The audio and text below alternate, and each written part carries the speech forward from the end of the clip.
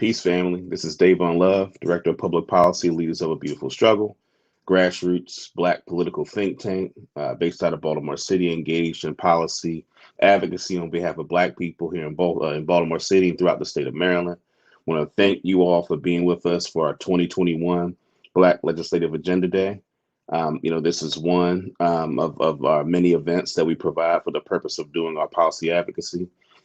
In this event, the purpose for this event is really to give you all a sense of the kinds of policy advocacy that's going to be happening on behalf of Black people during the upcoming 2022 Maryland General Assembly.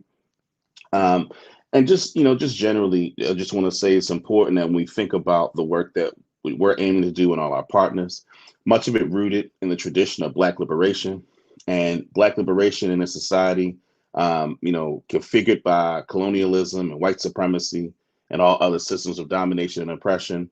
We're clear that there are many fronts in the battle for our sovereignty and self-determination. And so being clear about the many fronts, whether it's on the health front, whether it's economics, whether it's food justice, which you'll hear a little bit about, there are a variety of different fronts for Black liberation, and there's a lot of work to do. And so LBS, we see ourselves as being in the field of looking at policy advocacy and legislative advocacy from the perspective of Black liberation. And we're delighted to have a variety of partners that are partners with us in the struggle for Black liberation on the particular front in terms of policy advocacy. One of the things I also just give some folks some context, there's lots of, we're inundated, I think, with a lot of conversation around national policy, national politics, and that's important. But we see this event as a unique opportunity to really go deep in looking at some of the local and state policies that impact Black people and provide the general public the ability to know what's going on so that folks can play their role in supporting the efforts that are being, the endeavors around Black liberation in the policy arena, particularly in the Maryland State House in Annapolis. So that's what we've come here to do. We're going to have an exciting panel. Or two panels. We're going to have a lot to share with you this morning and this afternoon. Before I go any further, just want to also be clear, just in terms of LBS, we're very fortunate to be an organization that's able to exercise a level of autonomy. We're unapologetically Black. And our style of advocacy is only able to happen because we have the support of folks like you who are watching, and many others that, whether it is they become sustainers, folks that give us money on a monthly basis to be able to sustain our work and be able to remain independent, folks who call their legislators, when we put our action alerts, when we're doing work with our partners in Annapolis, that is the support that allows us to be an independent Black organization, able to say the truth without having to check with anybody, without having to be afraid, that if we say, a certain thing, that it's going to impact our ability to do our work. We're able to be free Black people in the policy arena as a result of the support from the community. So we want to encourage people to support us, whether you become a sustainer, whether you join our mailing list. So if you, enjoy this program today, hopefully it'll inspire you, move you to become a sustainer, to be a supporter of LBS's work.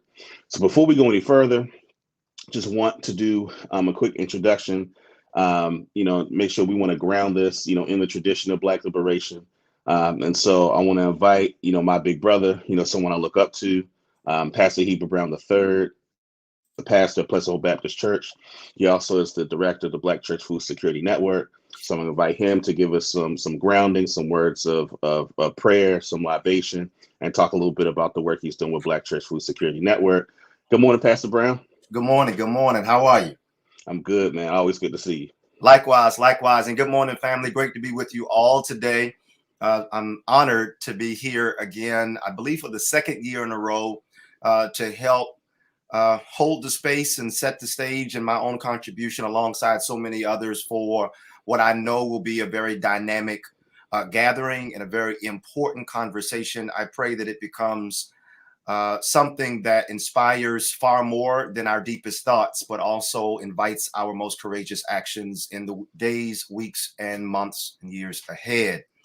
I'm really grateful for this invitation because I'm very clear of a few things, and I'll talk about our organization in a moment, some of the work that we do, and before I get out of the way. But I think it is important to say that I am very clear about the time that we're in right now. And I'm very clear about the layers of challenge that our people face. And for me, it is important as I'm thinking about this upcoming session, I'm thinking about the many important struggles that will place us in direct confrontation with the powers that be. And when facing these powers, I believe that it is important to root ourselves as African people in the power that is greater than these powers.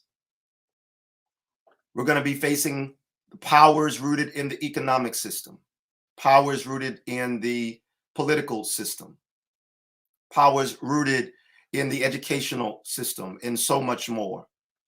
And if we rely on our finite insight and strength alone, we will fall by the wayside.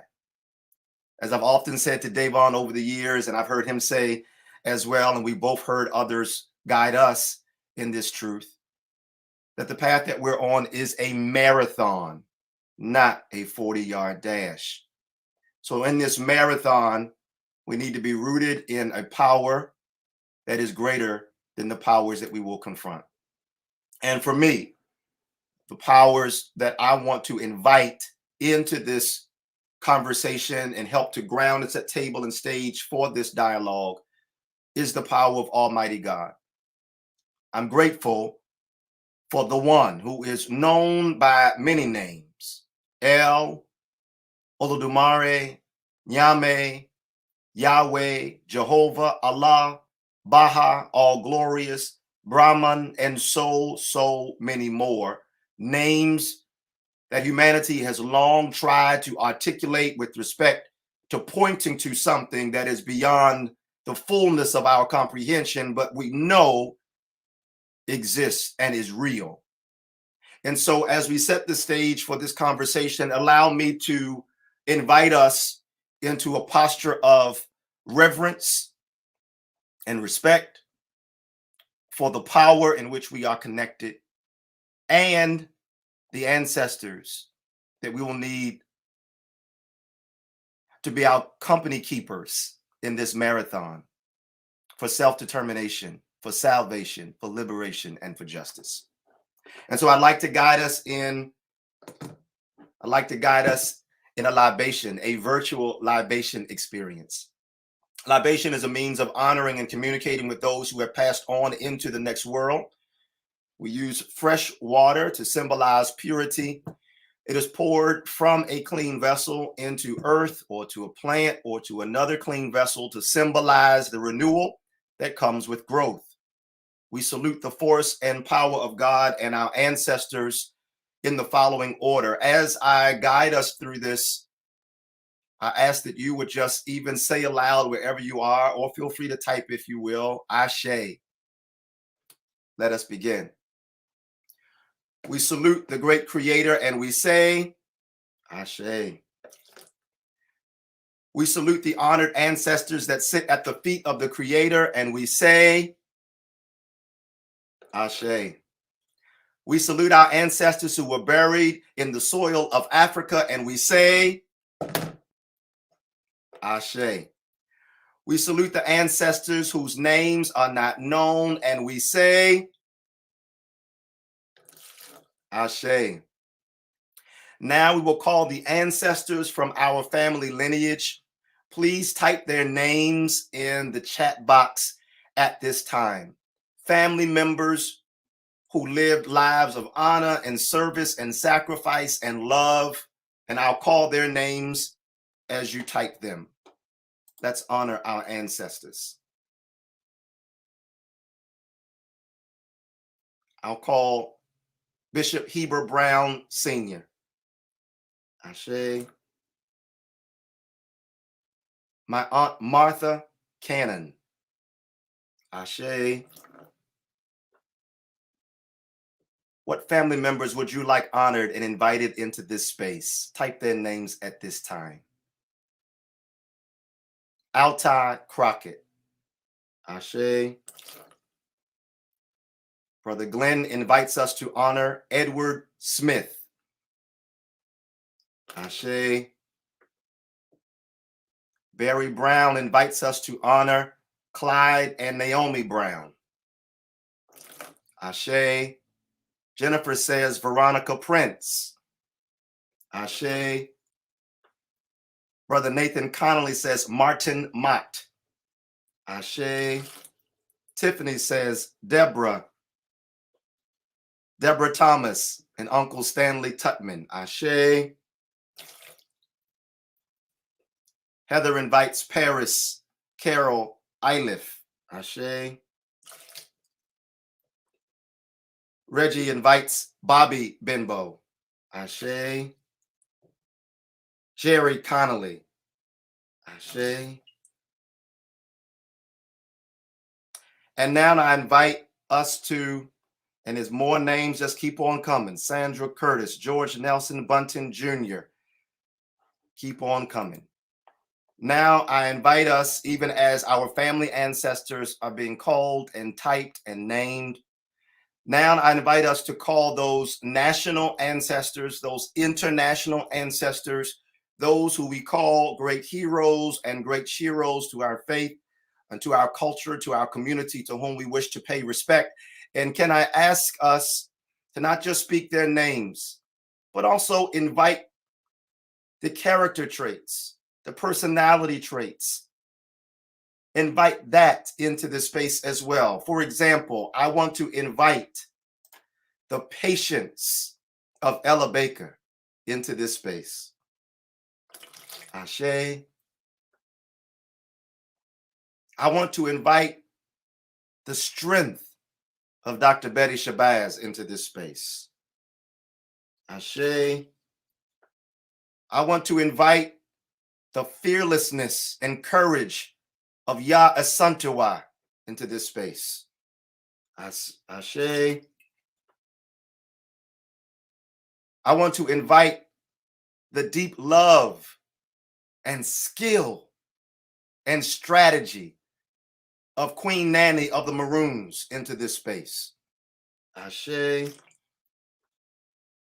We want to invite Walter P. Carter, his fearless heart for freedom fighting, into this space. Ashe.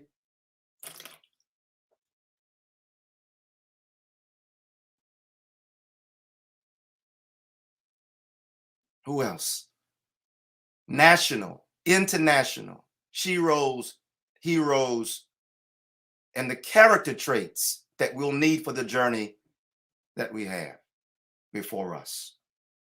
Our delegate invites us to honor the determination of Barbara Jordan into this space. Ashe. Thank you, delegate. Malika Shabazz is honored in this space. Ashe. Elijah Cummings. Ashe. Decayard Gerard Harrison, forgive me if mispronunciation. Ashe. Fred Hampton. Ashe. The endurance, love, and power of Nelson Mandela. Ashe. The creative writing and courage of Steve Biko. Ashe. The determination and courage of the Mende tribe, Sierra Leone. Thank you, Tiffany. Ashe. Kwame Ture. Ashe. Eric Robert Stinnett. Ashe. Kwame Nkrumah. Ashe. The passion of Martin Luther King Jr. Ashe. Midwife Nonkululu Leko. Ashe. I hope I said that right. The fearlessness of Sonia Pierre. Ashe. The fierce courage of Ida B. Wells. Ashe. The integrity of Thomas Sankara. Ashe. The fierce courage, yes, Ida B. Wells, and so many more. Now, we pour libation for those not mentioned, for those who await justice, for those who are not yet born. I'll say 3 times together. Ashe, Ashe, Asheo.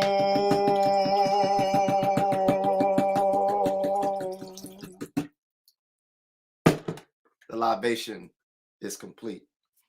Thank you so much for sharing in that moment to invite the powers of the Almighty God, known by many names, and our many ancestors into this space as well. Davon, I think I've eaten up all my time on libation, so I want to honor the rest of the itinerary and won't go into depth at all about the Black Church Food Security Network at this time, out of respect. Well, let's take about 2 or 3 minutes to just give people a brief piece on that, and then we'll jump to the panel. Sure, literally 2 or 3 minutes. I for the past 6 years, I've been blessed to lead the Black Church Food Security Network. It is a multi-state attempt to provide a systemic solution to a systemic problem. So many times people like to look at hunger in our communities in a very individualistic kind of way, and oftentimes ignorant or blinded to the systemic realities that have people hungry in the first place, that have us malnourished in the first place. Only after I began to sit with ancestors like the great Queen Mother, Mrs. Fannie Lou Hamer, Reverend Vernon Johns, Reverend Albert Clegg Jr., and so many others, that I began to learn that this has been a long-standing problem, that the systems of this country and world are literally trying to kill us by starving us. Food, as Fannie Lou Hamer said, is used as a political weapon. But if you have some vegetables in your garden, if you got a pig in your backyard, you can feed yourself and your family and nobody can push you around. So what we are working to do in the Black Church Food Security Network is connect Black farmers and Black churches to create our own supply chain where we feed our own community in times of pandemic or in times of famine or other times of instability. Our ability to partner Black farmers with land and produce and vegetables and fruit and connect that to churches and utilize the vast inventory of buildings, church buses, classrooms, kitchens, and connecting that together, we are beginning to create a multi-state systemic response that's connecting New York, Virginia, DC, Detroit, Ohio. We're creating, in a sense, an overground railroad where we will not have to rely on the benevolence or the charity of others to supply our most basic and fundamental need, food. My highest hope for this, and this may not be something that my hands give direct attention to, but I pray that our work helps to inspire, is that once we prove that we can once again feed ourselves, then the seed will be planted in someone's mind that if Black folk can feed ourselves, what else can we do? What other systems can we create? What other interstates can we take advantage of? What family land can we organize for other purposes? What wisdom, what caring, what nurture is present in abundance in our community? And this is what I love about the work of the LBS and so many other similar organizations, and I'll shut down here. The starting point for the Black Church Food Security Network, and I sense the same in spirit for LBS and other organizations, the starting point is not our deficit, but the starting point is, what do we have in abundance? Can I ask you that? Can we have 20 seconds? I'll give up my 20 seconds of my time. Can you type in the chat box right now, what do Black people have in abundance? And let that be the starting point for thinking through how to systematize solutions that far outlive charismatic leaders.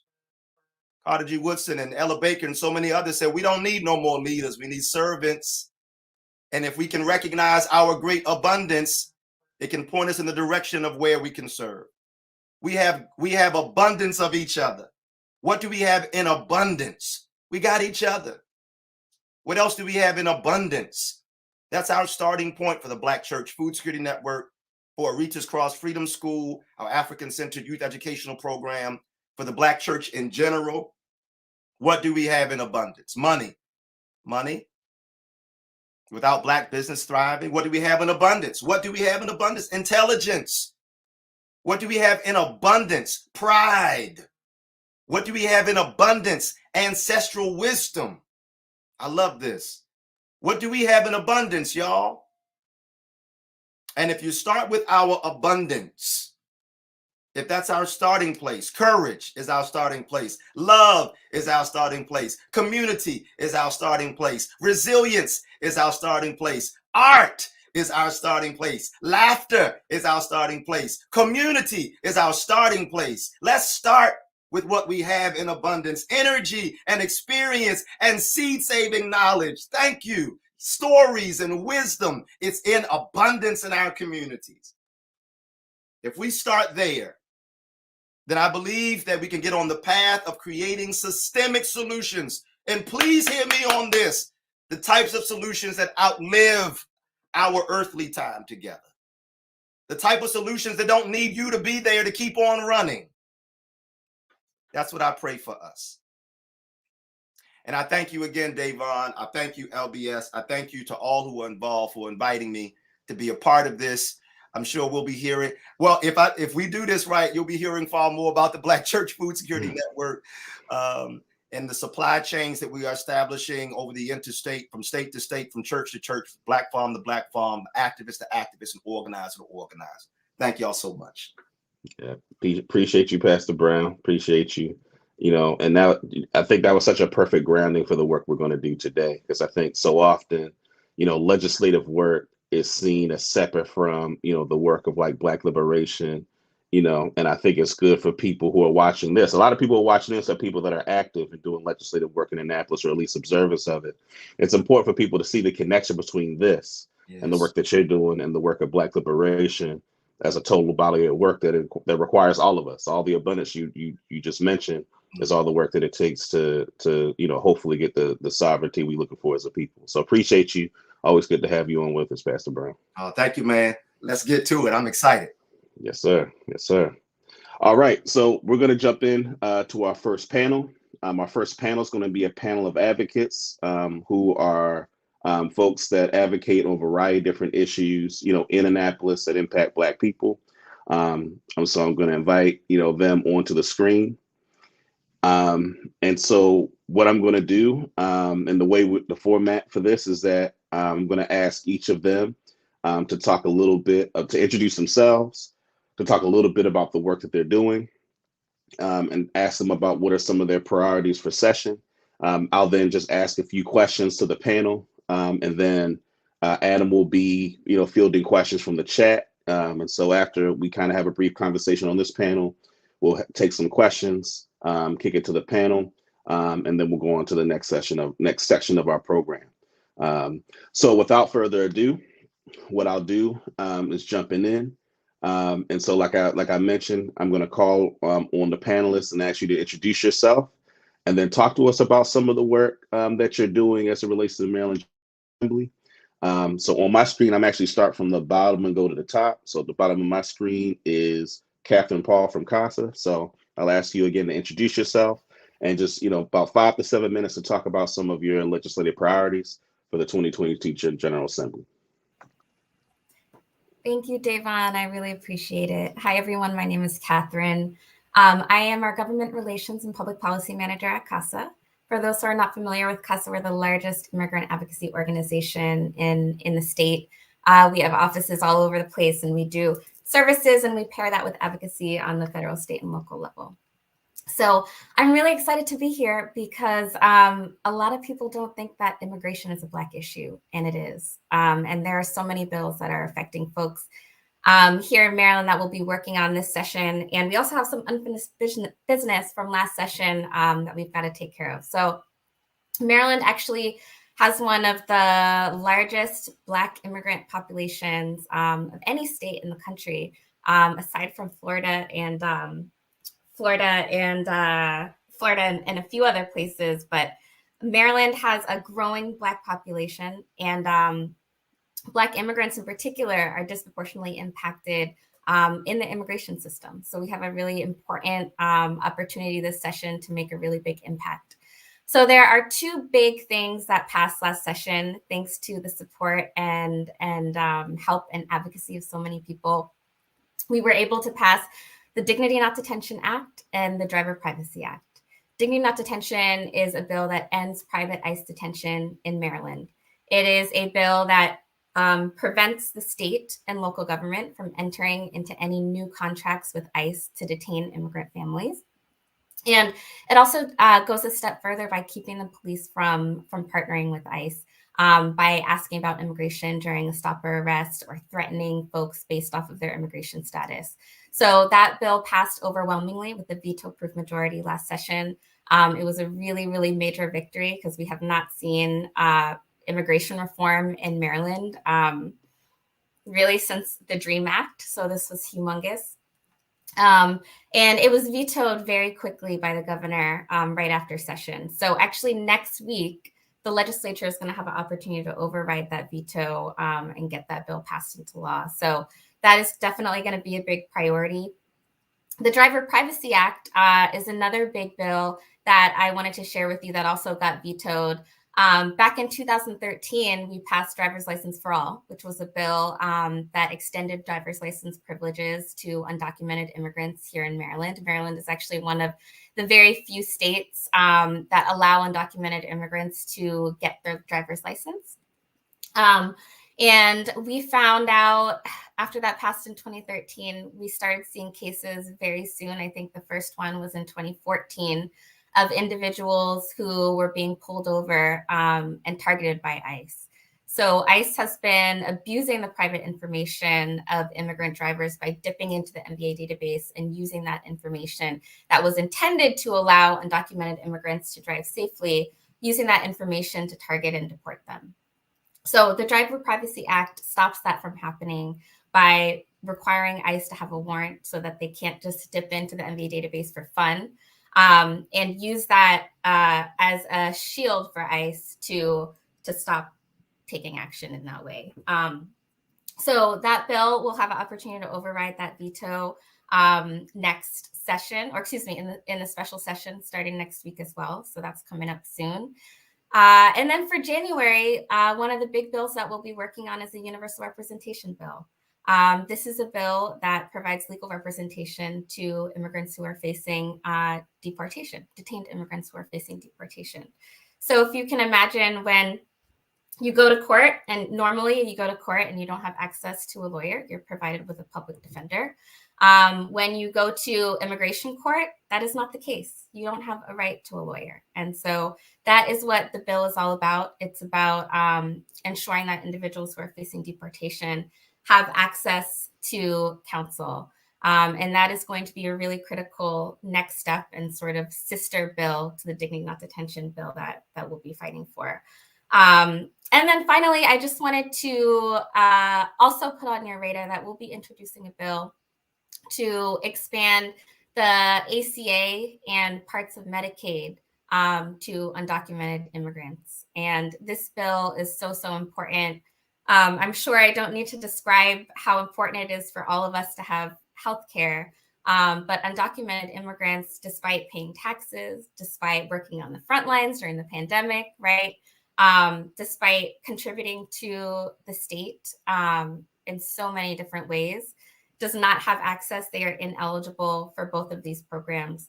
So we'll be putting in bills this session to eliminate the immigration barriers for Medicaid and the ACA, and hopefully get more folks their health coverage. So with that said, I will pause there. I want to thank you again so much for allowing me to be here in this space and talk about some of these bills that are coming up. All right.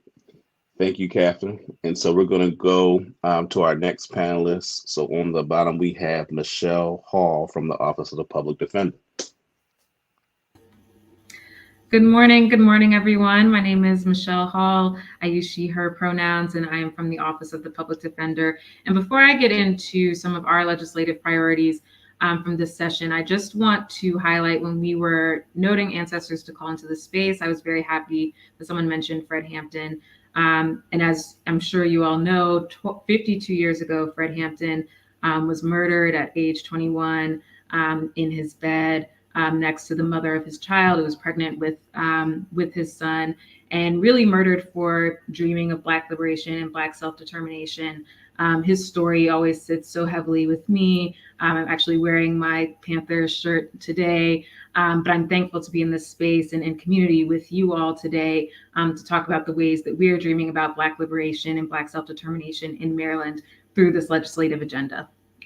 So with that being said, the Office of the Public Defender, we obviously, because the criminal justice or criminal legal system is so huge, we have a ton of priorities. And so I'm only going to touch on a couple in a lot of detail. One of the first areas that we're pushing this session is for expanded pretrial release services. Currently we have a system of some counties having state-supported pretrial release, and by that I mean home detention or being on the box while you're awaiting your trial. And in other jurisdictions, particularly Baltimore City, the courts rely heavily on private home detention systems. And so that means private companies that charge defendants while they're awaiting their trial to be on home detention. Obviously, at the Public Defender, we represent people who cannot afford an attorney, and so the fees are exorbitant. There was a lot of reporting this past summer about people who had been awaiting trial for months and months, over a year at this point, because of the COVID pandemic. And as they've been waiting for trial, those fees have been racking up. Now, there was an emergency bill that was passed last session that was $5 million of temporary funding to support private home detention fees. But we're really fighting to eliminate any private home detention fees for any indigent persons in our state, because you shouldn't have to pay for your liberty or be detained just because you cannot pay for it. Another big area that I want to touch on is our decarceration and sentencing reform efforts.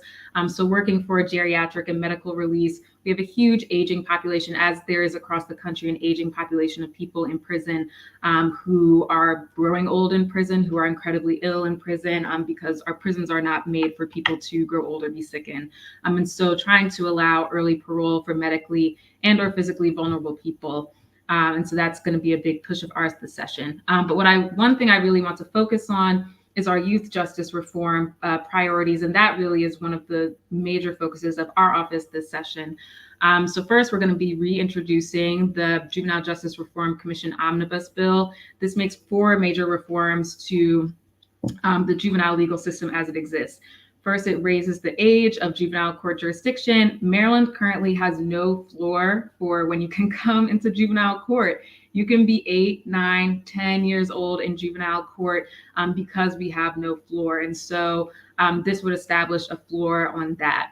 Second, limiting incarceration to only serious juvenile offenses. Most kids end up detained because of a technical violation of probation. So missing school, missing curfew, arguments with their parents. So this would really limit the children that can be incarcerated to only those where there are the most serious juvenile offenses. Limiting the length of probation. In juvenile court, probation is currently indefinite. It can be indefinite, so you can be languishing on probation for years and years. And finally, making diversion easier. It's making it easier to divert kids out of the legal system at all. The second bill, the youth interrogation bill, this was introduced last session, but didn't, and I'll say the omnibus bill last session passed the House, but didn't move out of the Senate. And so Senator Will Smith will be leading that early in the session out of the Senate. The youth interrogation bill was introduced last session, but I don't believe it gained a ton of traction, but we are advocating for this again. A lot of people were shocked when they watched When They See Us regarding the Central Park 5, now the exonerated 5, the ways that those young people were interrogated by the police, with some of them without parents, some of them with parents who were advocating that they speak with the police. And a lot of the questions that I've gotten from parents in my representation is, well, how can they talk to my child without an attorney? And the reason is, in Maryland, there's no rule that the police have to provide an attorney to your child, have to even tell you that they are interrogating your child before they interrogate them. And so this bill would provide children with an attorney to advise them of their Miranda rights before they speak with an attorney, and require that parents are notified of an intent to interrogate that child. Lastly, I think I'm running out of time, but lastly, I want to really highlight the bill to end the automatic charging of children as adults. This has also been getting a lot of press in the later half of this year, and there has been a big push, thankfully, by a lot of leadership to change this area of our law. So right now, there are 32 crimes for which, if you are a certain age, typically 16 and above, you are automatically charged as an adult. The most innocuous of those is possession of a handgun. Even if you're standing in an area, there's 4 of you, there's a handgun in a bag, and you know nothing about it. If you're 16, you can be charged as an adult. I don't think I have to go into a ton of detail about the parade of horribles that come when you have children in adult court and charged as adults. You do have an opportunity to ask for your case to come back down to juvenile court, but as a kid, why are you begging the court to treat you as a kid? So this bill would end the automatic charging of kids as adults, and all kids would start in juvenile court, and they would have a hearing where the state would have to prove why they need to be prosecuted as an adult. Senator Carter and Senator Smith are leaders on this bill, and so we're really excited about this because it is a huge it would make a huge change for so many of our young people who are swept into the system so early. And finally, I just want to flag there is a bill to change reportable offenses. So that's removing kids from school simply because they're arrested, which is a real shortcut around the education protections that we have in place. Delegate Adderberry and Delegate Moon have introduced that bill. And if people have more questions, I can talk about that further later. And we are reintroducing the disrupting school activities bill so that kids are not arrested for disrupting school activities, which is what I think you do when you're a kid in school. And so Delegate Ruth, who is an incredible ally, is reintroducing that bill, and Senator Washington is co-sponsoring on the Senate side. So I look forward to your questions, and thank you all so much for being here today. All right. Thank you, Michelle.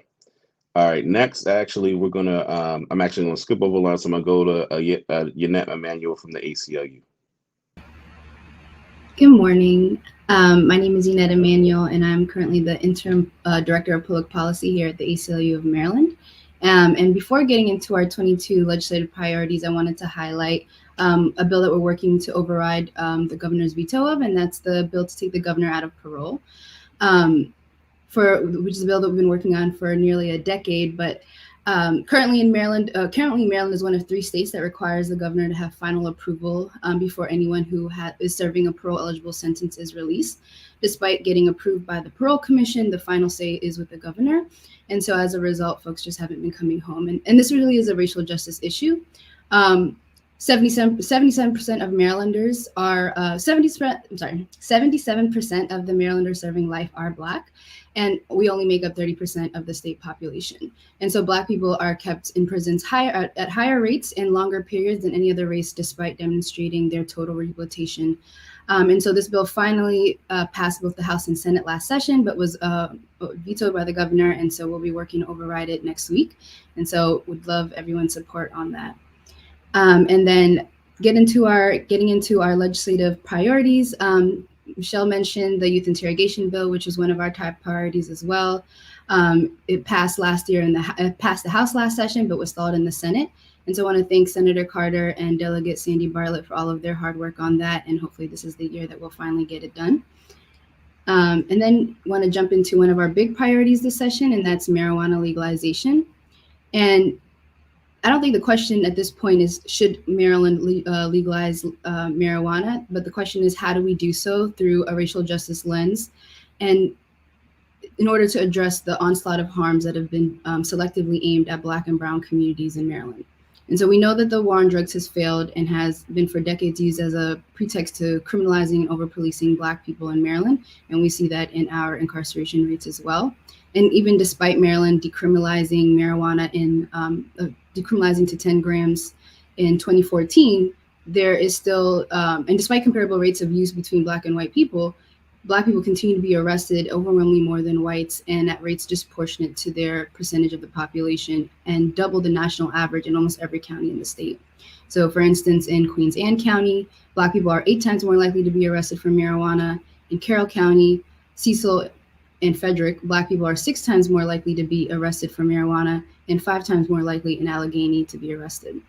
And so we know the long-lasting effects of incarceration. And so understanding this, we also have to, this has to be reflected in the reforms that we're advocating for and eventually passing this legislative session. And so what we're pushing for this session is, in addition to allocating at least 60% of the tax revenue to the communities directly impacted by the war on drugs, we want to make sure that on the criminal justice piece that we're getting it right. And that's codifying the great work that Michelle has done to get the Court of Appeals to rule that the odor of marijuana alone is just not enough to search or arrest someone, and want to codify that and extend that to cars as well. And then additionally offer some redress to those who have suffered the consequences of interacting with the criminal legal system, and that's through vacature. The difference between vacature and expungement is that unlike expungement, which refers to the process of which records are destroyed, purged, or otherwise rendered unavailable, vacature goes further by reversing the actual adjudication or finding of guilt. And so if we're acknowledging the war on drugs is wrong, we're acknowledging that all the harms that have been caused, people shouldn't have to continue to suffer the consequences, or the onus be on them to go and find relief, and it should be on the state to relieve those of the consequences of being over-policed and criminalized.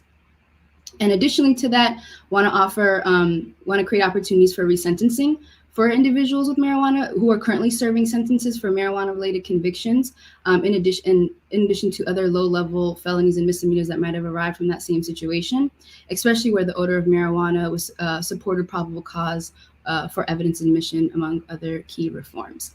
And so in order to get this right, we have to be informed by our past mistakes and make sure that we're not making those same mistakes again. And so again, that will be one of our main priorities this session. And another one that we worked on again last year that we'll be bringing back is the bill to take law enforcement out of our schools, and specifically dealing with the money piece. So reallocating the funds that is currently being allocated towards school resource officers and reallocating that money to supports the students' needs, like more social workers, other supports that they need, and wraparound services. And that is a bill that is introduced by Delegate Jheanelle Wilkins and will be reintroduced again this session. And then another bill that I just want to quickly highlight, because I know I might be running out of time, is Kwamna's Law, which is a bill to expand the body-worn camera requirements to plainclothes officers as well. So currently passed legislation last session that requires that by 2025, that departments across the state have body-worn cameras, but it was vague as to whether or not that applies to plainclothes officers. And Kwamna Akron was a young man that was killed in Montgomery County last January by 4 plainclothes officers, and the family has no information, no transparency about what really went down. And recently the grand jury decided not to indict him, only having the word of the officers.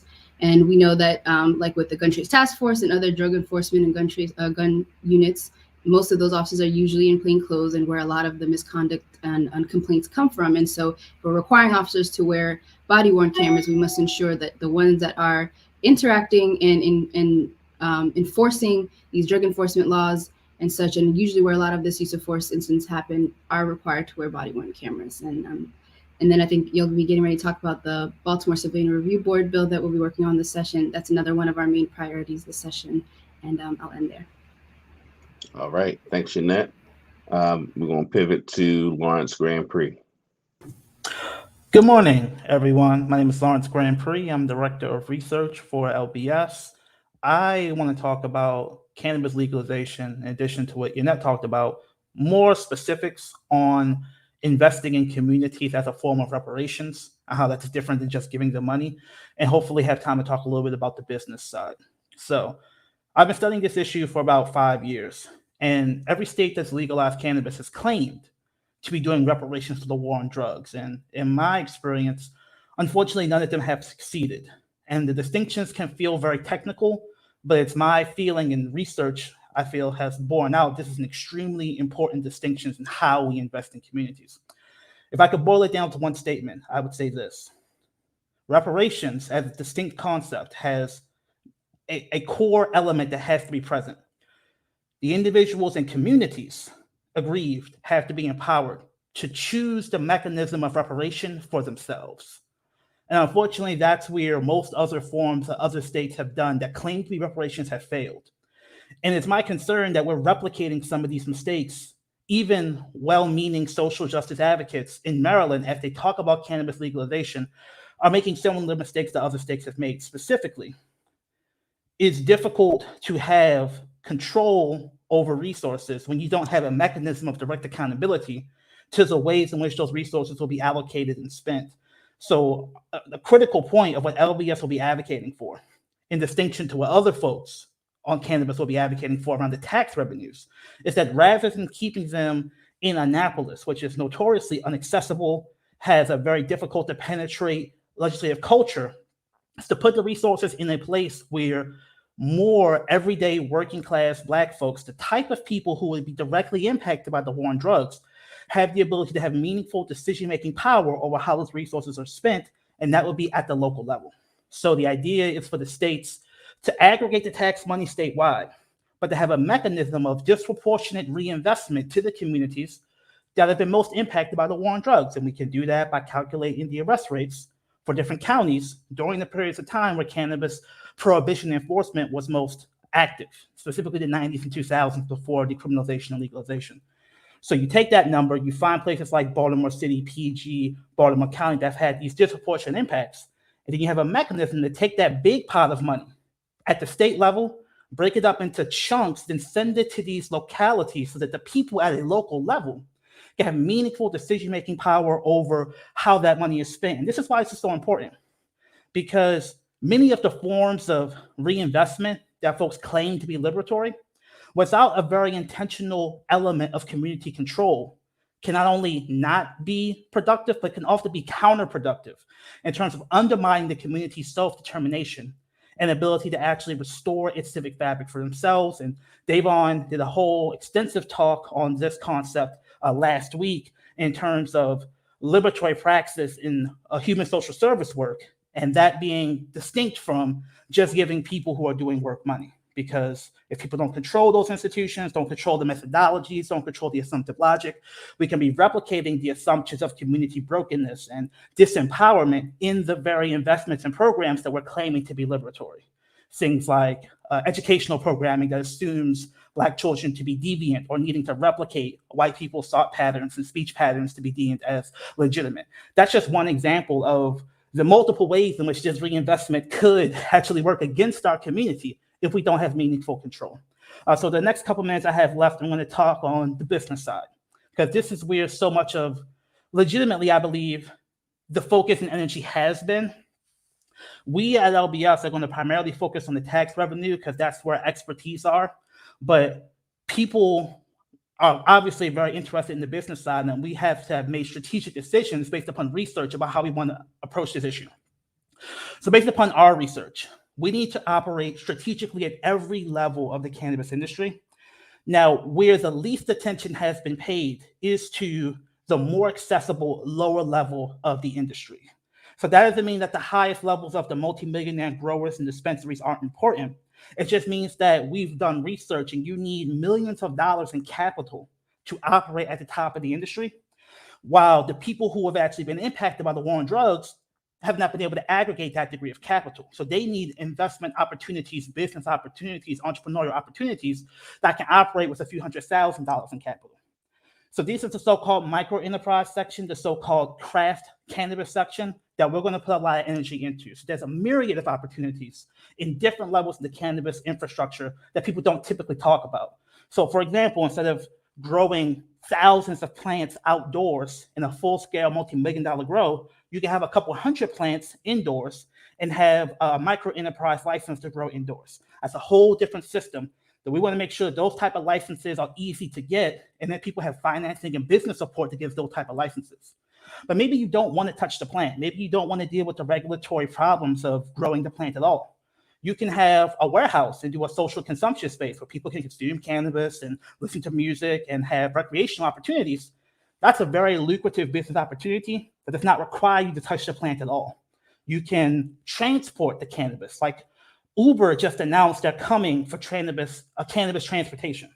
So instead of having Uber deliver your cannabis, we want to have independent, small-scale, Black-owned businesses be able to have that as a critical space of business opportunity and they need to be invested in and incubated in that space. And this is really important because, again, without strategic investments in business incubation ecosystems run by people who people on the ground can trust, just saying, I want to help people do cannabis enterprise won't actually deliver the results people want. And this is extremely important because when you legalize cannabis, you actually create an entire industry of people who want to recriminalize street sales, because now they're competing with legal cannabis businesses and even the government, who doesn't get any tax revenue from street sales. So we are recognizing that with legalization, the existing environment is going to get really shaken up. And even people who are currently operating in the gray market, the black market, who aren't really being impacted by police enforcement, that enforcement in other states like California has actually increased after legalization, because big cannabis companies are trying to protect their investments. So it's really important we're able to invest in communities so folks can have an entrepreneurial alternative to street sales, which might get even harder after legalization, both in terms of price competition and increased enforcement on cracking down on street sales. This is the perverse reality of racism, where even the steps forward come with these steps back. But if we have strategic policy, we can predict it, cut it off, and take a step forward, even in the midst of that backlash. So appreciate your time and look forward to the rest of the conversation. All right. Thanks for that, Lawrence. And then last but not least, our brother Musab. Thank you, Davon, for having me. Good morning, everybody. My name is Musab Ibrahim. I am the research assistant at the Maryland Center on Economic Policy. We are a nonprofit think tank focused on tax policy and fiscal budgeting. And yeah, thanks again for having me. I want to start by saying that state and local tax codes have long been believed to be neutral, not care about race or nothing, but that's just not the case in the way it comes out. Maryland currently has what we call an upside down U tax system, meaning the greater share of taxes come from the greater share of families that pay taxes comes from middle income families. And it also means that families that are in the lower 20th percentile of the tax income, so families that make less than $24,000 a year, pay more taxes as a share of their income than families that, or individual earners that make up to $500,000 plus a year. That is as unequitable as it gets. And we believe, altering the tax code to achieve racial equity could be a great tool, and could definitely empower Black and brown folks with having wealthier people pay their fair share. So I just want to talk about our fiscal year 2022 policies going into the General Assembly. And one of the things we want to focus on is the fact that Maryland has seen its largest budget surplus in its history, $2.5 billion in surplus money that could be used to go towards additional stimulus checks, can be used to fund things like paid family medical leave, can be used to fund things that uplift the folks that have been impacted the most throughout this pandemic and even before the pandemic. I mean, these tax codes have been around prior to the pandemic, and they have the outcome has not been as equitable as we would like. So with that being said, going into our priorities, one of the things we want to focus on is the Maryland Earned Income Tax Credit. Currently, in 2021, earlier this year, the legislature made significant expansions to the EITC, which allowed about roughly 80,000 immigrants, taxpayers, to receive the credit for the first time. And it increased the value of that credit as well. And I believe it increased the maximum amount that they're able to receive. And currently those expansions are set to expire in 2023. And we are looking to use potentially even the budget surplus as a way to make that permanent. We believe that, there's many families that are eligible for this credit. So many, in the past, so many families have been denied the maximum account because their income was too low. And this does not achieve a equitable outcome if you don't ensure that it continuously sustains these families and helps them eventually move out of poverty. Another bill we're looking for is the Time to Care Act. This is the act to give all workers access to paid family and medical leave. You know, things like allowing them to take time off to care for a new child. Maybe your family member's sick. Maybe you just got sick. Maybe a friend needs some help. These are kind of basic things that developed nations across the world. The G7, the most developed countries have these in place, and we are the exception. America #1, right? So we want to implement that in Maryland, and we want to make sure that it is also sustainable. Third, we also want to potentially introduce, and well, we aren't the lead on this bill, but we want to focus, we want to shift the focus on taxation from income towards wealth. That average white household family in the United States holds about 10 times more wealth than the average Black family. I believe the number is $17,000 for Black families and $171,000 for white families. And that's just the sorry, I said average, but this is the median. So, half of those families make more. So we believe that taxing based off of wealth is also a more equitable way of distributing money, due to the fact that many white families have long historically benefited from the government, from tax policy, from things like the homestead program, giving them wealth through houses, the GI Bill, so many different legislative assistance that did not go to Black people, that has increased the wealth of white people. And we believe that a wealth tax could help level the playing field. It won't solve everything, but we definitely believe that it's a major step in the right direction. And finally, we want to remove barriers and increasing benefits for existing programs, like, for example, the temporary assistance for needing families, SNAP benefits, school meals. These are things that have ridiculous barriers to them, like, for example, work requirements or income requirements that just bar families from receiving the credit. And these oftentimes are stooped in racial mentality of how Black people, there's always this notion that Black people are just there on the welfare system and just there to reap the benefits of the welfare system, when that's just not the case. They have been long barred out of receiving the money that they need. And it's long overdue for systemic change, and removing those barriers could be a step. So I believe I said that was the last thing. I'd be happy to take any questions later, but thank you very much, Devon. All right, so I want to thank our panel for just giving us an overview of some of the things that they'll be working on. Before I ask a couple of questions, one of the things that I want to add, because LBS is certainly going to partner on many of the issues that were mentioned by our panelists. One of the other things, so last session, those who have been watching our work, there was a major effort around police accountability during the 2021 General Assembly. And so there was a bunch of stuff that passed during that period of time. But one of the things we're going to be working on, the police accountability legislation that passed, HB 670, requires the establishment of police accountability boards around the state.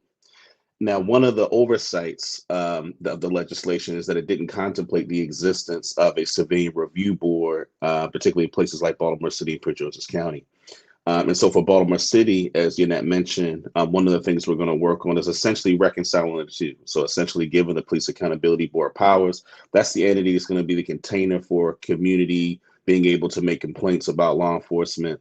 And so essentially those powers that are described in HB 670, the idea is to give the Civilian Review Board, which was created in 1999 in Baltimore City, to give those powers to the Civilian Review Board. So just wanted to mention that as an additional thing that LBS is working on, along some of the other issues that were mentioned. So what I want to do, just by way of question, again, people can jump in as they see fit. So everyone that have to answer the question, you can just jump in how you see fit. For a lot of the viewers who are watching this, many of the issues that have been discussed are things that for a lot of people should be no-brainers, right? These are things that, for us and for our viewers are self-evidently good for Black people in our community at large. So as folks that have done advocacy, in Annapolis at a variety of levels, or policy advocacy at a variety of levels, what would you describe as some of the biggest obstacles to passing the kinds of legislation that you all have discussed this morning?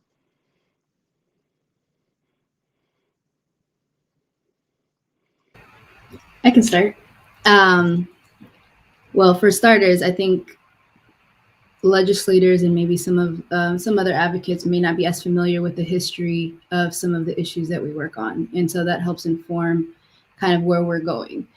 So there's that kind of battle with that, but then also just we're running into times sometimes in Annapolis making arguments about hypothetical situations that have never happened.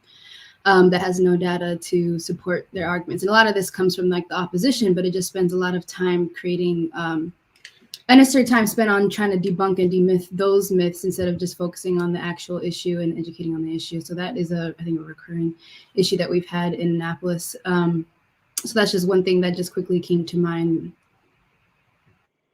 And I would say as other people jump in, if we could talk even more particularly about who the opposition is. What are they saying? What are they saying that's resonating with legislators such that, it's become difficult to pass, again, stuff that for us is pretty self-evidently good.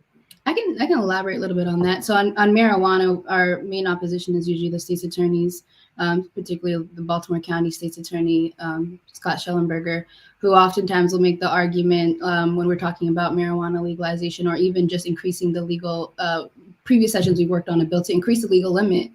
And more importantly, set a rebuttable presumption that just simply possessing a certain amount of marijuana, at least under an ounce, was not enough to charge someone with possession with intent to distribute.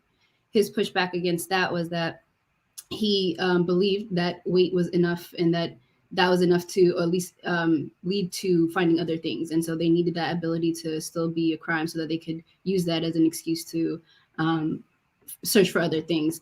And then also making it illegal to smoke in cars or smoke outside. His argument, there was really nothing supporting anything kind of hypotheticals that some of the passengers smoking in a car might make the driver high, which isn't backed up by any studies. Or that marijuana is a gateway drug, which is, studies show the opposite, that it's often an exit drug for people who are trying to wean off some other stuff that they might be addicted to and trying to get help and support from. We'll use that as an exit drug. And the statistics also show that marijuana is just used as a tool and is ineffective to over-policing people. So like, for example, in Baltimore County, between 2018 to 2019, there were 80% of the arrests for possession over 10 grams were of Black people, even though Black people only make up 30% of of the county's population. And on that only led to about 33 convictions that year. So there's thousands of arrests happening. People are being searched, low convictions. And so that's just saying, one, is an effective tool. You're not actually finding what you're thinking you're looking for, and instead are just criminalizing people. But those are the arguments that he'll come down and make in Annapolis. People will just buy into it, even though there's no data, no research to support his claims, but he's a state attorney.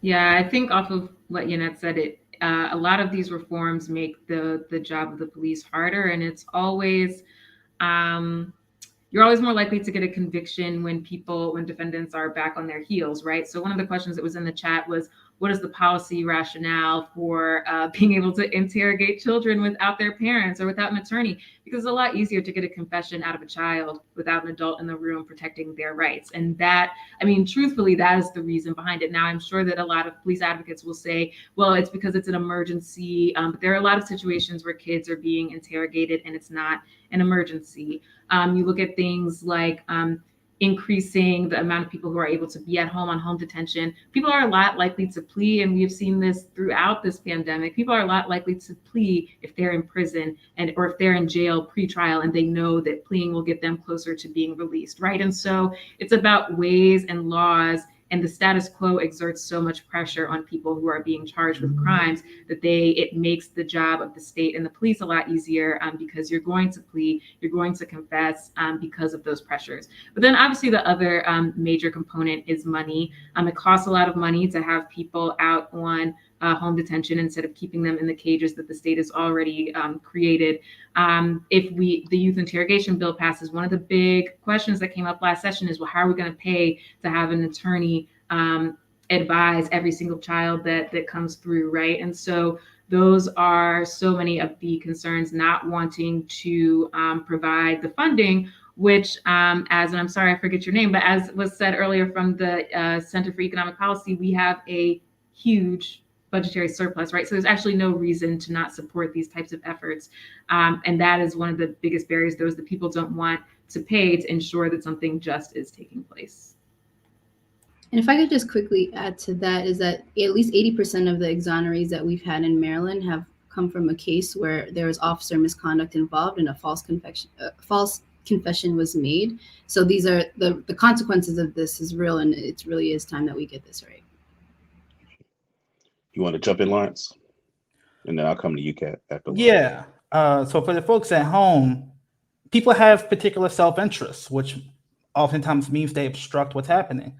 That can manifest in a few different ways. Some people have a self-interest because they disagree with what you're trying to do. And an example of that is with the cannabis business side. You would think that all this talk about social justice, people would want more people to have access to the cannabis space.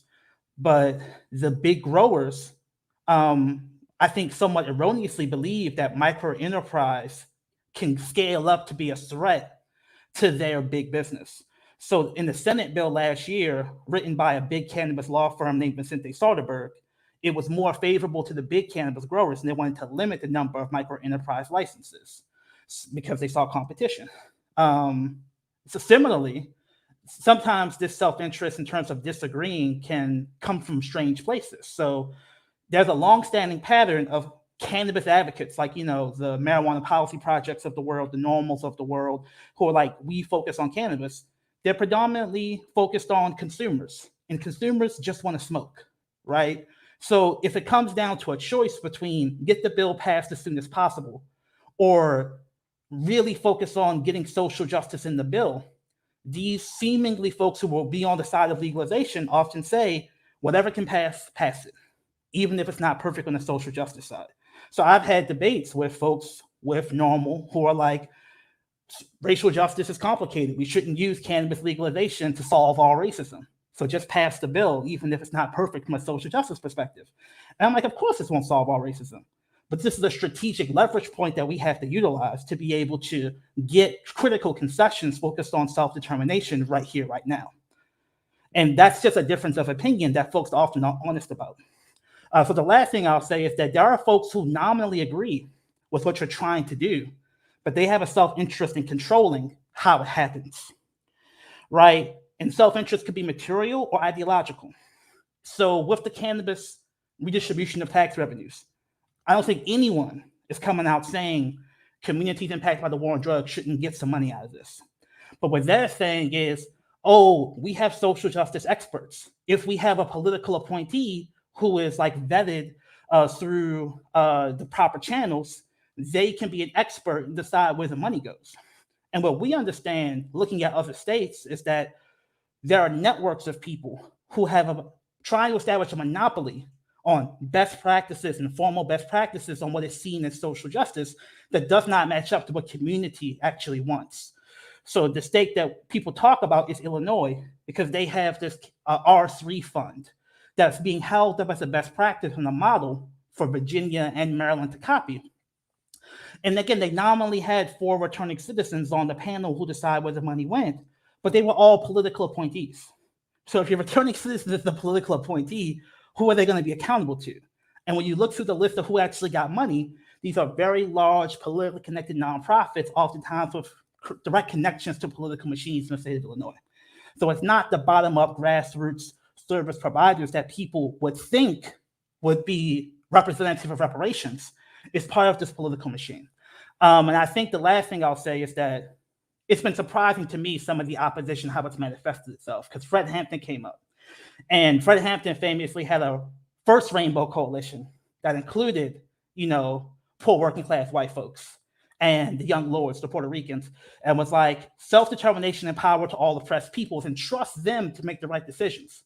The reality is a lot of people don't trust oppressed people to make the right decisions.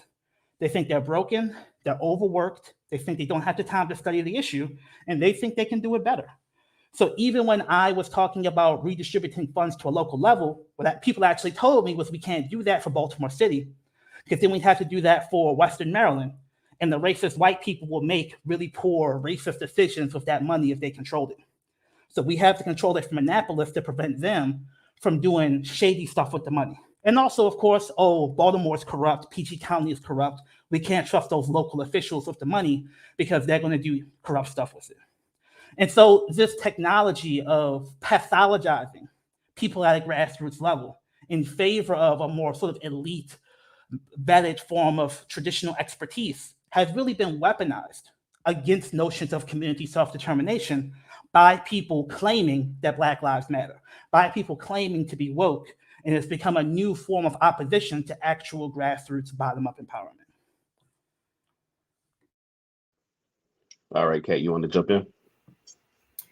Yeah, and I think Lawrence just sort of set up what I was going to add, which was just that, and Lawrence, your comment about, legislators not trusting oppressed folks, they also, make it difficult for those voices to be heard in Annapolis, period. And I'm thinking about the testimony process, the actual access, right, for individuals to find out about the bills that are being presented, right, the horrible bills that we need to kill, right, and then also the bills that we bring forward, right, how those bills are being changed and adapted throughout the legislative session. A lot of that is not terribly transparent, right, to the people who are impacted by it, which is why programs like this and organizations who bring people to Annapolis are so important for our voices to be heard. So just wanted to lift that up as a challenge, is that the way the legislative system, the legislative process right now in Maryland is not set up in a way that makes it welcoming and easy for people to make their voices heard. And so I hope that that's something that we can continue to advocate for, better access overall, so that we can make sure that the voices of people who are impacted by this can have greater visibility and greater direct decision-making power with their legislators. I just want to second everything everybody said. A lot of times it could be very difficult it could be very difficult talking to the opposition when a lot of times they think your claim is just nonsensical or whatever, or they don't see race the same way, or the impacts of racist policy the same way we have. And I'm gonna preface this by saying I've actually not dealt with Annapolis just yet. I'm actually relatively new to the center, but there's one constant pushback to tax increases or wealth taxes that is basically unanimous across the nation, and it's the myth of tax flight. Meaning that if I raise taxes on rich people, they're just going to leave, and now we don't have a large tax base of rich people that we can pull through, which is by and large a myth. Studies have shown that in states where they've actually implemented what's called a millionaire tax, meaning there's a certain tax on people that are millionaires, just put it in plain terms, the effect of state budget revenues has been extremely minimal. I mean, you probably had a share of a few people move out because they were heavily interested in not having their taxes increased, but the grand majority of high earners didn't move. A lot of times this is seen as we don't want to deter business, or we don't want to scare people away from not working hard or whatever. But the truth is, the things that push people out the most is cheap living, is affordable living, I should say. It's not that millionaires are leaving because the truth is their money doesn't deplete that much more. We're only asking for a certain increase that we believe makes you pay your fair share, but there's still X amount of millions of dollars left over for you. So it's often used by the opposition to sort of scare delegates, advocates of all types of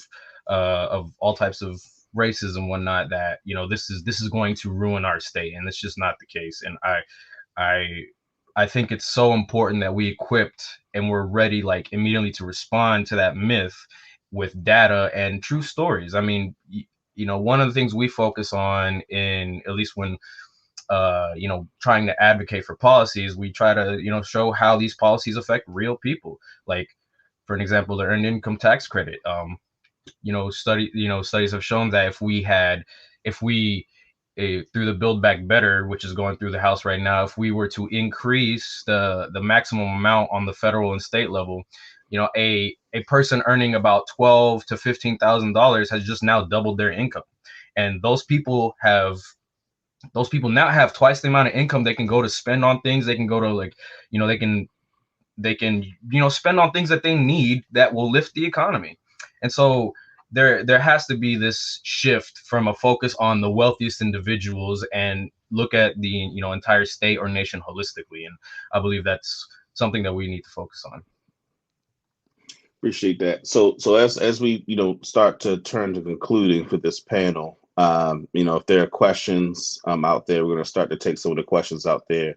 I wrote a piece that was in Maryland Matters recently that talked about like really the state of racial justice in the Maryland General Assembly.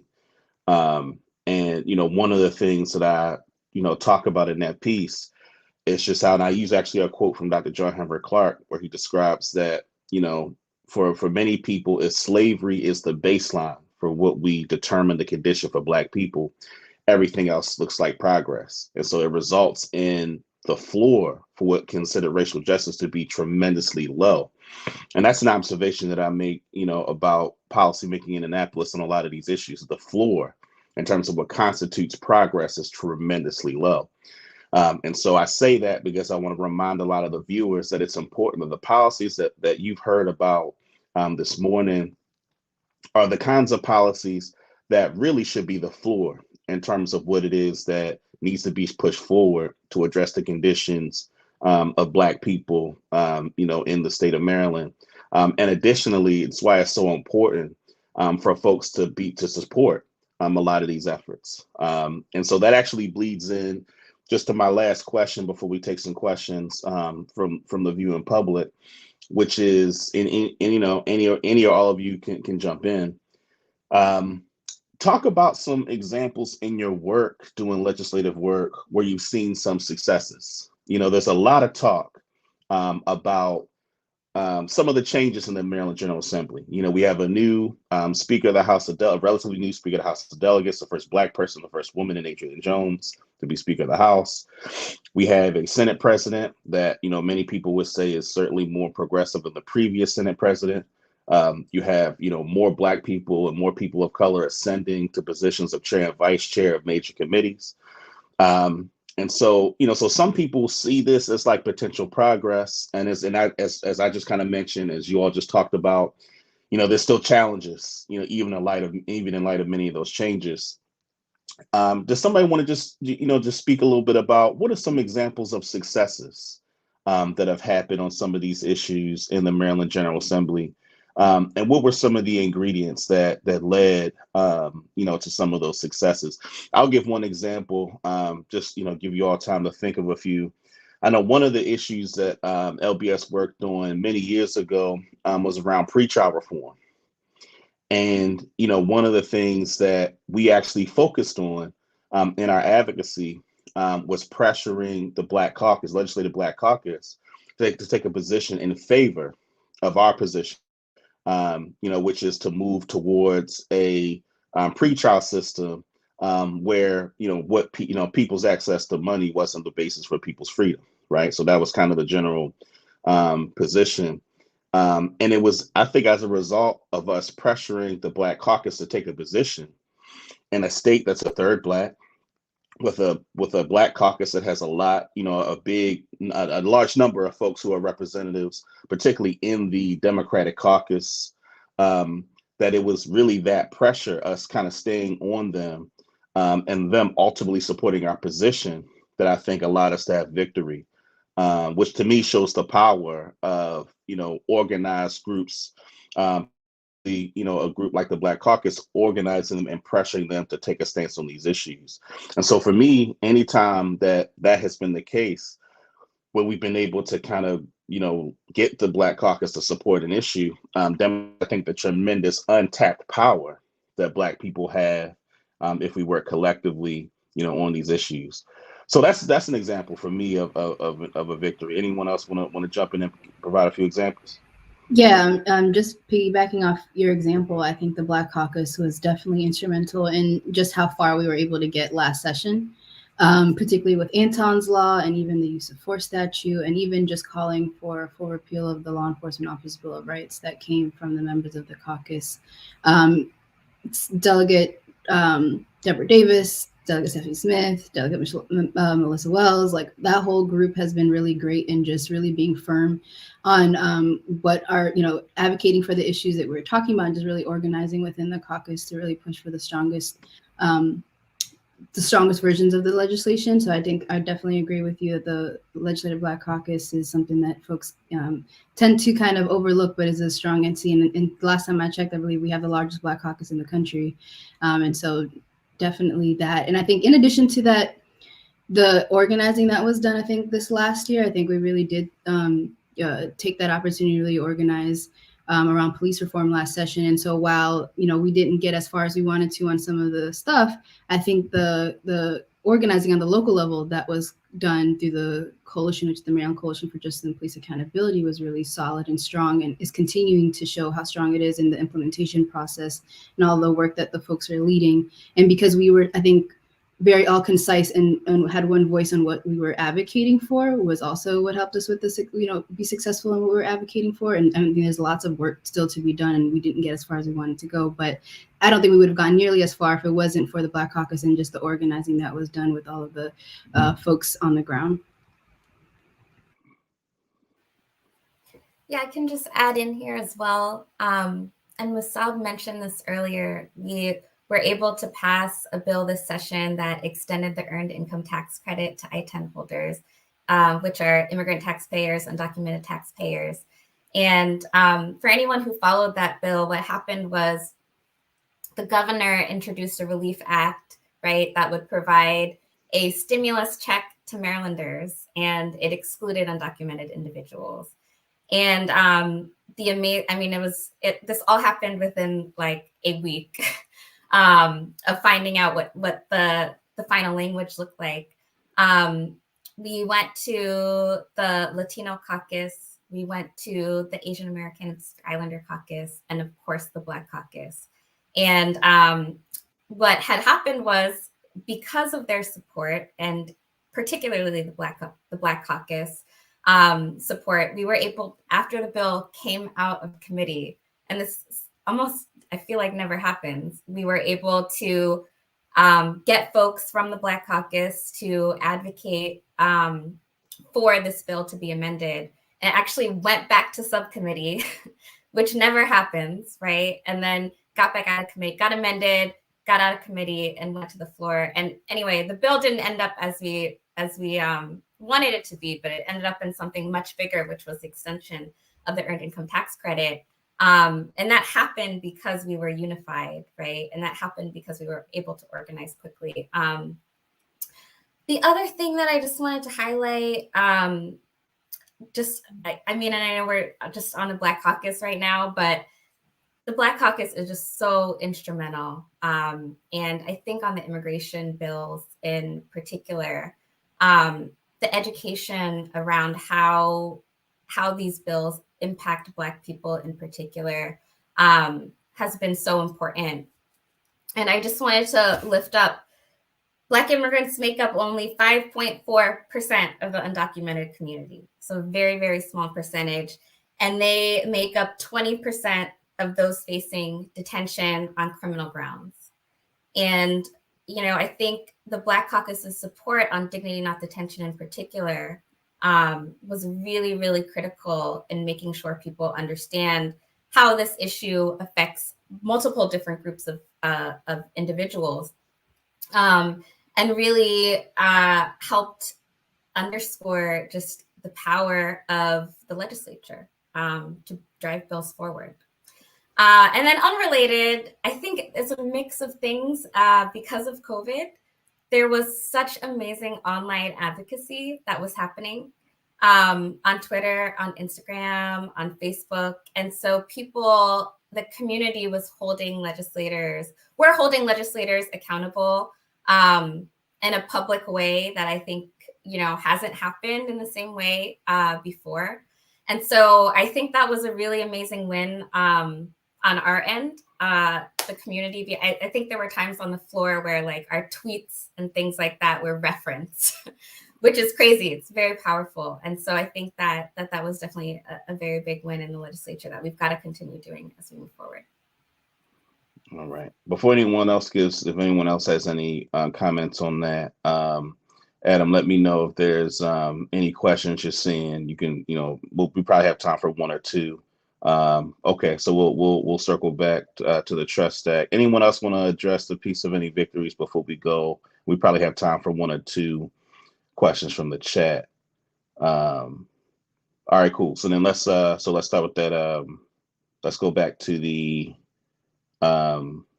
and actually we probably want to elaborate more in terms of specifics about the Trust Act. So Mark Brody says, what are the policy reasons given for allowing law enforcement to interrogate children without parents being notified or present? For those who vote against the legislation, what is their reason?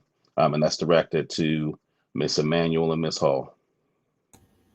Sure, I touched on this briefly earlier, but I think the main reason is that these are emergent situations where kids need to be questioned and there isn't time, or that kids understand their rights as they're given to them, both of which are really not true. There's a lot of studies about the level of comprehension that you have to have in order to actually understand and implement and waive your Miranda rights. And most children, and quite frankly, even adults, don't have the capacity to do that. So I think those are the policy reasons. But the real reason, as I said earlier, is that it's just a lot easier to get a confession out of a kid who's by themselves. And once you get a confession, and I tried to say this in every panel that I'm on, but the main reason that you should never make any statements to the police and you should say, I don't want to say anything and I want an attorney, is that it is very hard unless the police are using like actual force or like actual threats, and even sometimes threats don't cross the line. It's very hard to take those confessions back and put them back into the box. And so even if you have kids who it's totally clear that they didn't understand their rights, totally clear that they were just confessing because the cops said, well, don't you want to go home? Those statements often come in and will sink a case that otherwise wouldn't be winnable. So that's the real reason that those statements often, or that we have a policy to allow kids to be interrogated without any adult present. And just to add to that, because that's absolutely true. I think the underlying thing underneath that as well is this inherent notion that Black people are more violent, including children. And so I think that if the situation was applied to a white child, it'd be more sympathetic. But when we're talking about and when we're giving examples that is this happening to Black children, that is, I think, in the back of people's minds, whether they acknowledge it or not, when they kind of give these examples or these reasons as to why a 10-year-old child or any child is not having their parent present and being interrogated and the consequences that might follow that. Sounds good. All right. Do we have one more question? Adam, are we good? There was an important question in the chat that I'd be interested to that maybe should be answered, and that was let me pull it back up, the internal kind of dynamics within the legislator and how that might be used. There you go. That's the question. Okay, so this is Claire. Good for you to be with us, Claire. How much of a role does pure internal Dem politics play as an obstruction? We don't want to put pressure on vulnerable Dem colleagues to vote to pass bills like the one discussed in the election year. And so we among us, we kind of talk about like those purple districts, those places where you have folks that are, in districts where they tend to be more conservative on a lot of the issues that we've talked about. That was a good call getting that. So if anyone wants to talk about that, I'll say a little bit about that as well. But if anyone wants to talk a little bit about that, this will be our last question for this panel. I'll just say that that's an excuse that's used almost every year, especially in the Senate, as to why they won't bring a bill up for a vote. And I don't think it's a good excuse. it's usually the case that we will have the votes on committee and we'll probably have the votes on the floor, but they'll say they don't want a floor fight and they don't want to bring this bill up for a vote because it will put these folks in vulnerable positions. But if when you really pull up the list and look at who's in these purple districts, those are not the votes that we need to get the bill out. But that's just usually an excuse in my experience that folks will raise as to why they won't bring a bill up for a vote, but haven't seen any real evidence of that being the case or true. Yep. And I'll say, like I said, I'll say something briefly about that, which is, as Jheanelle mentioned, folks in elected office are pretty consistently thinking about their ability to get reelected as a part of the basis for many of the decisions they make, the bills they support and the like.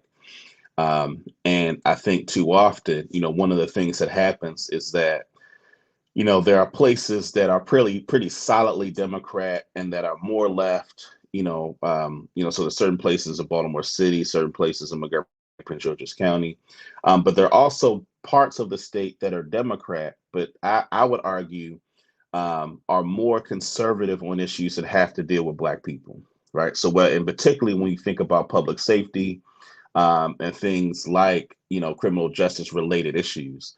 Those are the issues that I would argue, and particularly with just the surge in violence, and particularly in places like Baltimore and really in other parts of the state, that surging violence, oftentimes provides, pretexts to spark some of the fears and anxieties that are often associated with notions of Black people being inherently criminal, inherently violent, as was mentioned before. And so I would argue that in many cases, the Democratic Party is capitulating to that part of its constituency in a way that trades off with the very interest of the masses of the rank and file of those that are registered Democrats, which are Black and brown people, in the state of Maryland. And so that's something that as session proceeds, those who are watching this, to pay attention to that dynamic. A lot of the resistance that we're going to be alarming you all, excuse me, that's happening, in opposition to the types of legislation we're talking about, the dynamic that we're describing is certainly going to be a big part of why that's the case, and so exactly. And so the conservatism on these issues is something that comes up a lot and is a big part of the resistance. Before we close the panel, I know, Kat, you wanted to briefly address the Trust Act question. So go ahead. Yeah, just since someone asked about it, the Trust Act is a bill that's been introduced multiple years. It ends police cooperation in partnership with ICE, including 287G programs that allow officers to act as, deputize them to act as ICE agents. That bill, unfortunately, did not pass last session, but we did get pieces of it into dignity not detention, which was a pretty big win. So the piece around police officers asking about immigration status. So the cases of folks who, their car broke down on the side of the road and police officer came over to help them, right? But instead transfer them to ICE. It would address that issue. And we're not going to be reintroducing it this year, but we will be reintroducing it in the future, probably when we have a Democratic governor. So thank you for following that bill. We're not done with it for sure. Sounds good. So I want to say I appreciate you all for joining us this morning. I guess it's this afternoon now. So appreciate you all for joining us. And we'll make sure to provide our viewers just with the way to keep track of the work that you all are doing. We send out legislative updates. We consider you all partners. And so we'll certainly make sure people can stay updated about the work you all are doing. So I want to thanks again to you all for joining us for this. We're going to transition. Before we go to the next panel, we're actually going to play a video. So we have our culture curator for Leaders of a Beautiful Struggle, Lady Brion, who's also the executive director of the Black Arts and Entertainment District. And so we're actually going to play a brief video where she's going to talk about some of the advocacy and the work of the Black Arts District. Peace, everybody. My name is Lady Brion. I am the cultural curator here at Leaders of a Beautiful Struggle. And I also have the esteemed honor and privilege of serving as the founder and executive director of the Black Arts District. For those of you who don't know, the Black Arts District is the 4th arts and entertainment district here in Baltimore. But in the state of Maryland, we are the only arts and entertainment district uniquely designed to support and empower Black creatives in Baltimore City. And so I'm super excited to speak with you all today about the Black Arts District, as well as our attempt to be a model for creative autonomy. So to jump right into things, I would love to start with a quote from a poet that I love out of DC. She has a haiku that I think is a great way to ground the conversation that we're going to have today about creative autonomy. The haiku reads, "Why beg water from puddles you gatekeep? I've crossed too many oceans." And her name is Carolyn Newhouse. So a little bit about the Black Arts District. Our mission is the Black Arts District, through an anti-displacement framework, empowers Black creatives and continues the community-based revitalization efforts in West Baltimore through culture, art, and entertainment. Our vision is for the Black Arts District to be a model for Black autonomy. And that's really what I want to focus on today, about what we mean when we talk about creative autonomy, and particularly Black autonomy in Baltimore City. So when we talk about autonomy, right, we really want to look at the overall arts and cultural ecosystem in the city. And when we say arts and cultural ecosystem, what we mean is a very complex and interdependent set of relationships among a number of different entities, including arts and cultural organizations, artists, entertainers, cultural bearers and makers, community members in Baltimore City, as well as arts and cultural enterprises. Oftentimes, we don't talk about the way that policies and legislation also play a part in the arts and cultural ecosystem, but we also have to focus on cultural policies that influence the production and the consumption of arts and culture. One example that I think is great in Baltimore City in particular is there's been longtime criticism from the film industry that Baltimore no longer provides tax incentives or credits for folks to come to Baltimore to film in this city. So oftentimes, when they want to shoot in a Black city, they're often forced to go to places like DC, or they'll go to Atlanta, or a number of other places where they'll create the look and feel of a Black city, but are not actually shooting in a city like Baltimore. And so there is a real opportunity for us to push for legislation to reinstate those credits to attract the film industry to come back and shoot in Baltimore City. We know we have shows like The Wire and others that were shot right here in Baltimore, but there's a missed opportunity for large box office, folks in the film industry to really come to Baltimore and support our city. So this is an example of how the arts and cultural ecosystem can be supported by legislation. And it's something that we really need to focus on as arts practitioners or cultural bearers in the city, who really want to make sure that we have a platform that really supports the greater ecosystem in the city. So ultimately, a big criticism that I have within the arts and cultural ecosystem is that what's really lacking, especially for Black creatives, is autonomy. And when we talk about autonomy, I'm talking about it in a few different ways, right? So creatively, Black creatives often are unable to express the fullness of their identity because they're forced to make their work more palatable to white audiences. And in that way, right, Black folks are not able to tell their full story or narrate their full experience, because they know if you're trying to have a viable art career, then you're not able to really tell stories that are authentic to yourself, but more so ones that are acceptable to white audiences who are going to, pay for your artwork, come to shows, etc. Right? Additionally, Black creatives are often educated in Eurocentric spaces, making them unable to decolonize their imagination. And this is something that I could definitely unpack a lot deeper than today, but it really is about the fact that oftentimes Black people are not able to even imagine outside of Eurocentricity, right? What does it look like for our stories to be told from our vantage point, right? For our movies to be shown in a way that really is impactful and connected to our experience and not coupled with whiteness. But because we're often trained in white institutions, that's all we have. We don't really have stories that are unique to ourselves or able to decouple ourselves from, the white imagination.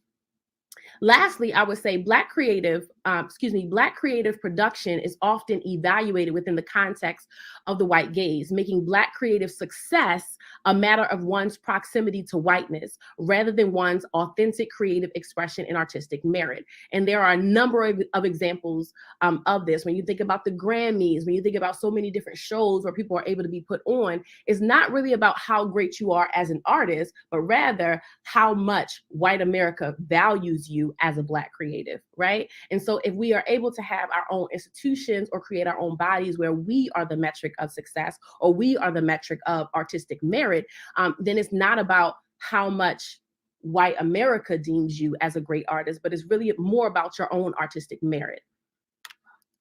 Next, I want to talk about economically in the ways in which Black creatives, do not have autonomy, right? When we think about Baltimore City, oftentimes Black creatives lack access to creative grants, fellowships, and sponsorships, specifically because these opportunities often arise based on your access to education or your proximity to white institutions, right? So I recognize as myself, a Black artist in the city, a lot of the opportunities that I have, like if I'm being honest, it's because of the school that I went to. It's because of the connections that I was able to make and being an OSI fellow or other types of connections that I made that put me in spaces to actually put me in a room that I can get fellowships or I can get grants, etc. And so if you are not fortunate enough to be in those spaces or run in those circles, oftentimes those grants are not made available to you. Another example is that Black creatives are less likely, especially in Baltimore, to have a viable career, right? So they're forced to relocate to other cities, take up a new profession, or embed themselves in white institutions that are not conducive to their creative careers, right? And so when I say take up a new profession, you hear it all the time. People are hobby artists, right? Where they do it in their spare time. It's something that they love, but they can't make a living off of it. And so they find themselves in all kind of non-creative spaces. Or if they're able to stay in the creative economy, oftentimes they are in a white-led institution that is often harmful to their creative career and really doesn't feed them as artists. The last example that I would give is that Black creative production is often undervalued, thus making their work sell for less. And there are numerous examples for this, and we'll talk a little bit about that later. Lastly, we want to talk about institutional autonomy, right? In Baltimore City, first and foremost, Black people own very little real estate. That's just an objective fact. Another example is that most arts and cultural organizations or institutions, especially those that are large scale, are not owned by Black people. Lastly, for those that are run by Black people, they are oftentimes in positions of event coordinators, event staff, or even holding management level positions. But this really just gives white-owned creative institutions the veneer of Black autonomy, but they're not actually Black autonomous institutions. So let's talk a little bit about the decision-making power that, Black folks really lack, especially in the Black creative community, as we really unpack the larger arts and cultural ecosystem. I want to give you two examples that I really think elucidates the issue. So first, I remember talking to Shaka Pitts, a prominent, artist in the city, rapper. Now they run a bike riding collective, which is super dope. I remember talking to Shaka Pitts about Pit Fights, which is a battle rap, performance institution that they run. And we were talking about how they often find it very difficult to find spaces to hold pit fights in Baltimore City because a lot of people are fearful about what it means to have a battle rap collective do an event at their institution, right? They have all of these very negative ideas about what battle rap is, the kind of people that participate in it, and what that would mean for that event space, right? But if there were more institutions that were Black owned and operated, pit fights would not find it difficult to find a space to hold what is absolutely an example of premier art in the Black community, right? Especially in a predominantly Black city. But because so many spaces in Baltimore City are white owned and operated, and they're making the decisions about where Black art is able to exist, pit fights find it very difficult to find spaces to do their art. Another example is the Baltimore Museum of Art. I'm sure many of you have heard about it. Many of you know about it. Recently, it's interesting that they have been really looking to increase diversity within their exhibits in the museum.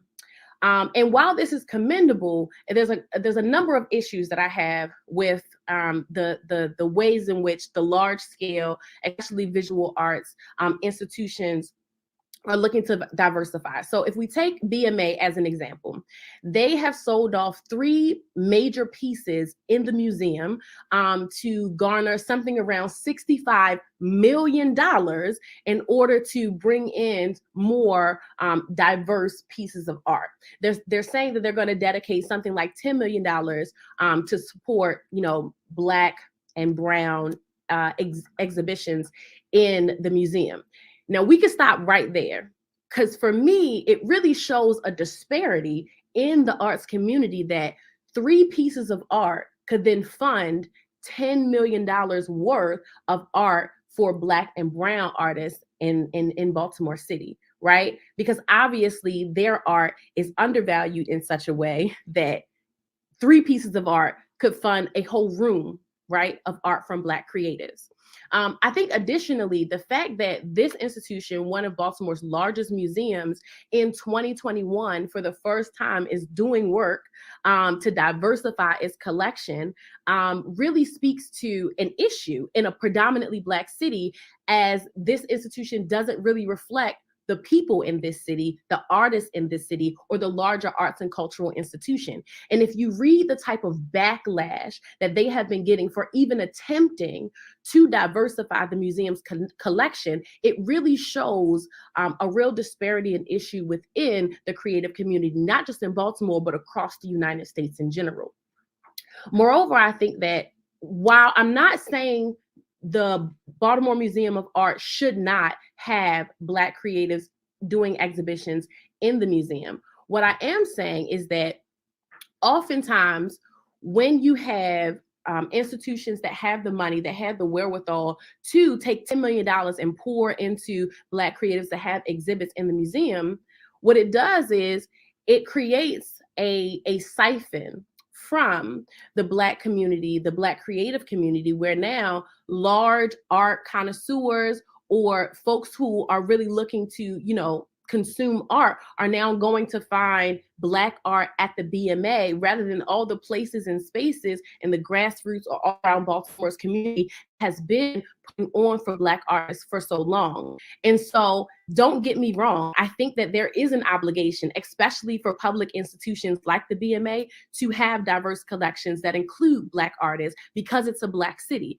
right? But also there has to be a push for there to be institutions that really are designed to exhibit, showcase, and show love to Black creatives that are outside of these monopolizing institutions like the BMA, right? And so this is really a critique on the overall arts and cultural ecosystem in Baltimore that is fragmented and lacks Black autonomy in a Black city.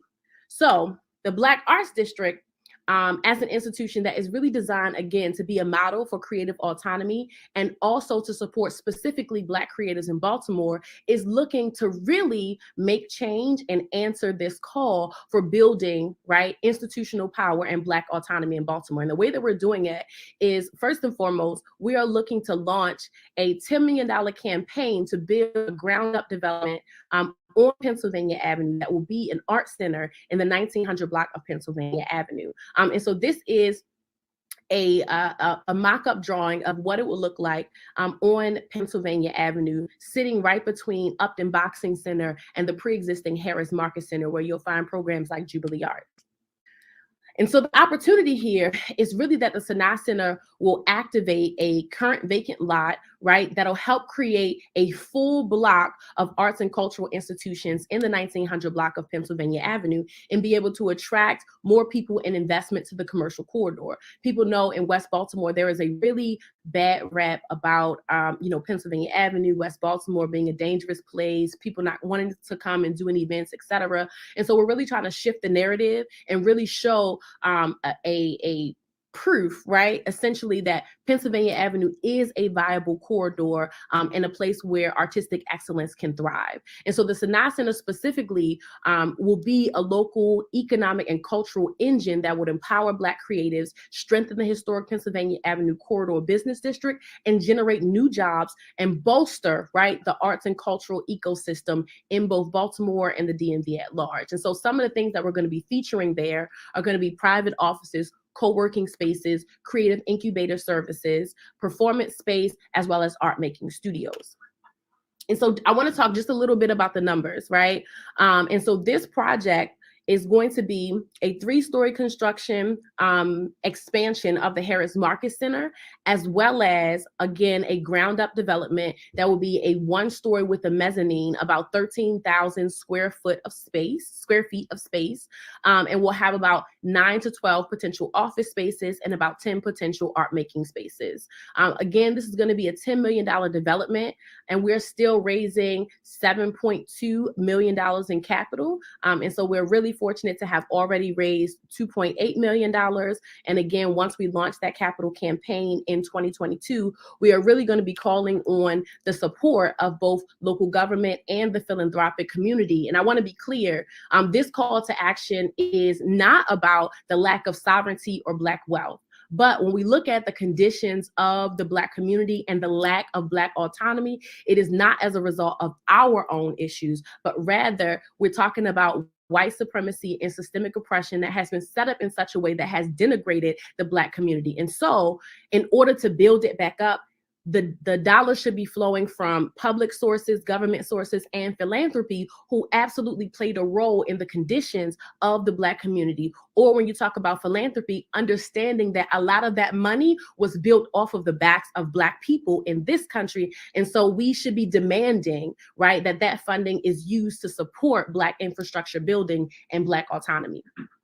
Also, it's really important to note that while this is an amazing opportunity, we also recognize that Black empowerment is a threat to the current white power structure. So I'm also calling on folks who really believe in Black autonomy and really believe in the strength of the Black community to support this effort, because we recognize that there are absolutely powers in place that don't want to see Black autonomy, right? Whether it be in the creative community or otherwise, because we recognize that, white colonialism absolutely is strengthened by Black people's dependency on it. And so when we talk about Black autonomy, when we talk about building our own infrastructure and our own strength, it is a threat, right, to the power structure that is currently in place. And so we should be clear that it's going to take the support of our collective community to bring these things into fruition. And so I call on you for your support. And when we launch our capital campaign, in 2022, I hope that we will have your support. So with that, I'll leave you with a way to contact me. You can reach out to Leaders of a Beautiful Struggle, or you can reach me directly at the Black Arts District. My email is here. Our office number is here. And you can also follow us on social media as we're still building our reach. We're official Black Arts District on Instagram and _official BAD on Twitter. Thank you. All right. So I hope you heed Lady Brion's call to support the work of the Black Arts District and the development of this new state-of-the-art building, to renew the historic ethos and culture of the Pennsylvania Avenue corridor. So as we move into our next panel of legislators, I want to invite our legislators onto the screen. These are folks who we've worked with, folks that have supported our work, we've supported theirs. Always a pleasure to be with you all. All the work that you do is work that helps to advance Black people's freedom and self-determination. So I want to thank you all for being with us this afternoon. So what I'll do, and I know Senator Carter, you got to run. So what I'm going to ask you all to do first is to introduce yourselves and just talk about some of the major priorities you have for the 2022 Maryland General Assembly. And then I'll ask a couple of questions. We'll take a couple of questions from the chat, and then we'll shut it down. So Senator Carter, we'll start with you. Introduce yourself and tell us about some of your priorities for 2022. Thank you. Well, thanks for having me. I think this is a very important discussion, and I'm honored to be a part of it, along with my colleagues, some of my favorites that are joining us. And so those that are listening, you have a real treat, I think, to hear from some of these legislators, as well as I caught the panel before, but I'm Jill Carter. I'm a state senator. I represent the 41st District in Baltimore City. And I also serve on the Senate Judicial Proceedings Committee, which deals with the majority of the law and justice matters in the General Assembly and, for the Senate. I also happen to be an attorney and the only Black woman attorney in the Senate and on the committee. And outside of the legislature, I've had a long career as primarily a criminal defense attorney. For the session, priorities. Well, I'm sure some of our priorities are probably going to be the same. And so I won't spend a lot of time talking about one of the biggest issues for the session that's coming up, which is the discussion and the legislation around the legalization of recreational adult use marijuana. There is a Senate work group that I'm a part of, and they've met 3 times. I missed the last time because I'm in Atlanta now. I'm finishing up the NBCSL conference, as well as Gabe is still here, and I'm not sure about anyone else, but the issues about marijuana equity and what that looks like at every level when it comes to participation and when it comes to equity and when it comes to disbursement of tax revenue. Aside from that, I have some other bills that have been, falling down in past years that I'm going to continue to push until we get them passed. And one of those, I heard somebody mention it on the prior panel, the Child Interrogation Protection Act. It's actually illogical that anybody opposes having children have counsel during custodial interrogations. Children are the most susceptible to influence and coercion, and they're not prepared to be up against police expert interrogators, and often are easily persuaded to say things that may or may not be true, and they need counsel. It's a no-brainer, and Maryland is behind the times on getting that done, as well as direct file.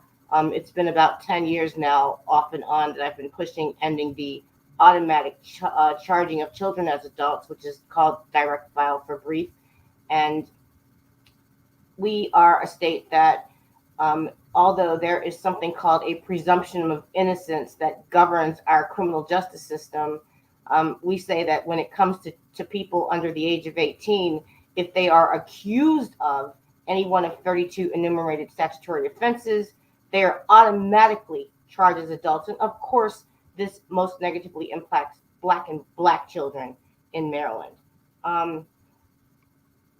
We've got some cleanup work and some additional work to do on police reform. I know that I'm not sure what was covered before, but as most people know, and I'm sure it's been in the discussion about the bills we passed on police accountability last year. One of the bills that revamped the Law Enforcement Officer Bill of Rights, created the police accountability boards. And so I'm working with, a number of the advocates, including you at LBS, on transforming the current civilian review board in Baltimore City to be able to accommodate the plan for it to be a police accountability board. Also, there's the residual issue of pension forfeiture for police that act up, commit misconduct. And there's other things. I think one thing that I want to briefly mention in conclusion to I have about 30 bills. Unfortunately, I don't want them, but they keep coming at me, okay? But another bill I think is important for us is a bill that I've put in twice now and it hasn't passed with Delegate Juanita Fisher. And it's a bill that would allow people that have felony convictions to be able to serve on juries, which is, of course, should be a no-brainer because people are supposed to be judged by a jury of their peers. And so if you're charged with a felony, it would stand to reason that people that have felony convictions and prior charges should not be excluded from that jury pool. So it's just expanding democracy. And with that, I'll be quiet. I'm sorry if I talk too long. No, it's all good. It's all good. Like I said, now you have to run. So we'll go through the other ones. And if you have to run, that's fine. So we'll go next to Delegate Stephanie Smith. Thank you to LBS, and thank you, Devon and Adam, for having me here. It's really a pleasure to be here with my colleagues. Again, my name is Delegate Stephanie Smith. I represent the 45th Legislative District, which is East Baltimore, Northeast Baltimore City. I also chair the Baltimore City delegation to the House of Delegates. I was, for 3 sessions, very proud to serve on the House Ways and Means Committee with my colleague, Delegate Jheanelle Wilkins. It is bittersweet that I will be leaving, but I will be joining another person on this panel, Delegate Gabriel Acevero. I will be joining the House Appropriations Committee. So just moving along there.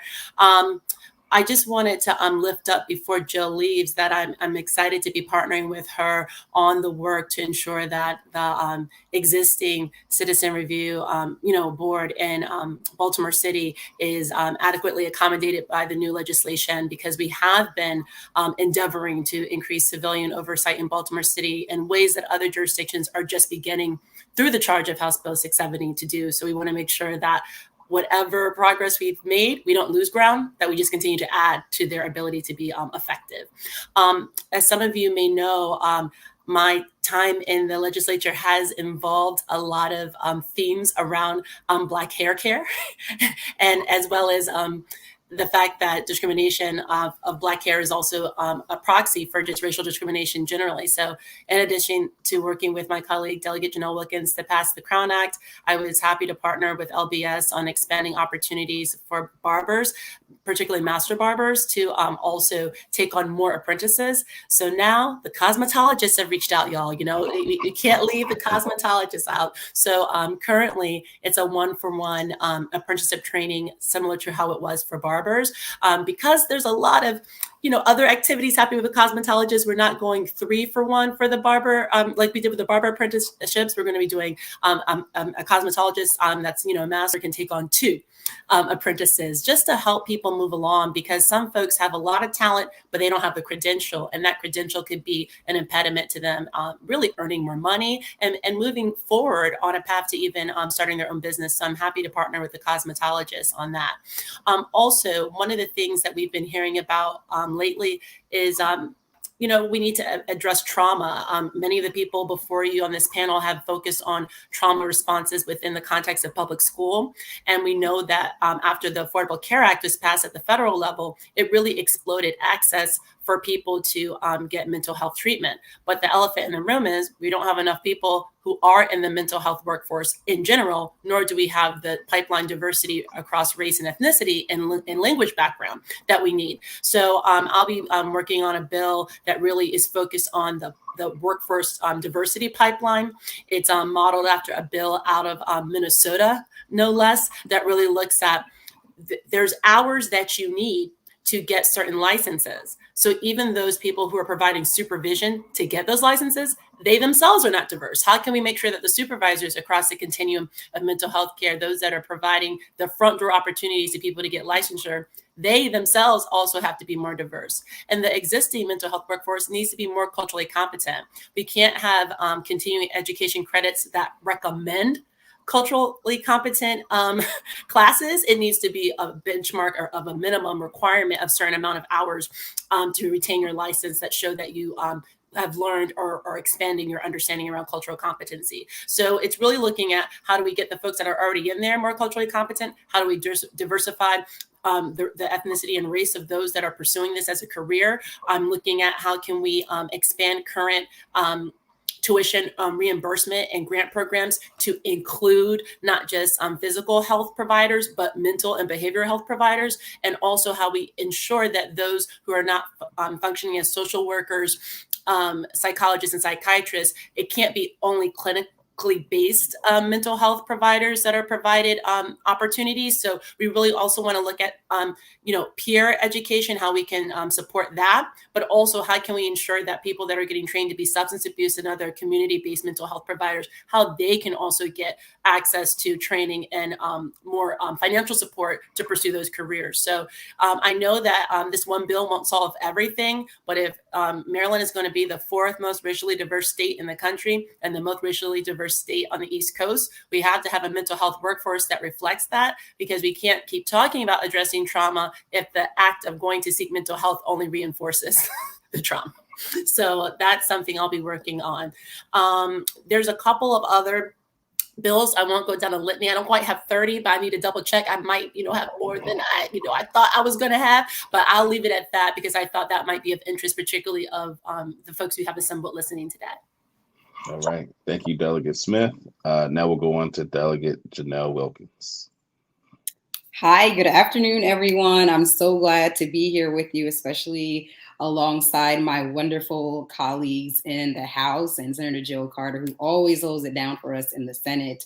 I am excited to share with you some of my priorities for the upcoming session, and really want to thank LBS for all of your really amazing work to involve the community, to hold us accountable, and just the deep dive that you always do into the impact that the bills and the work that we do has on Black communities. So thank you for that.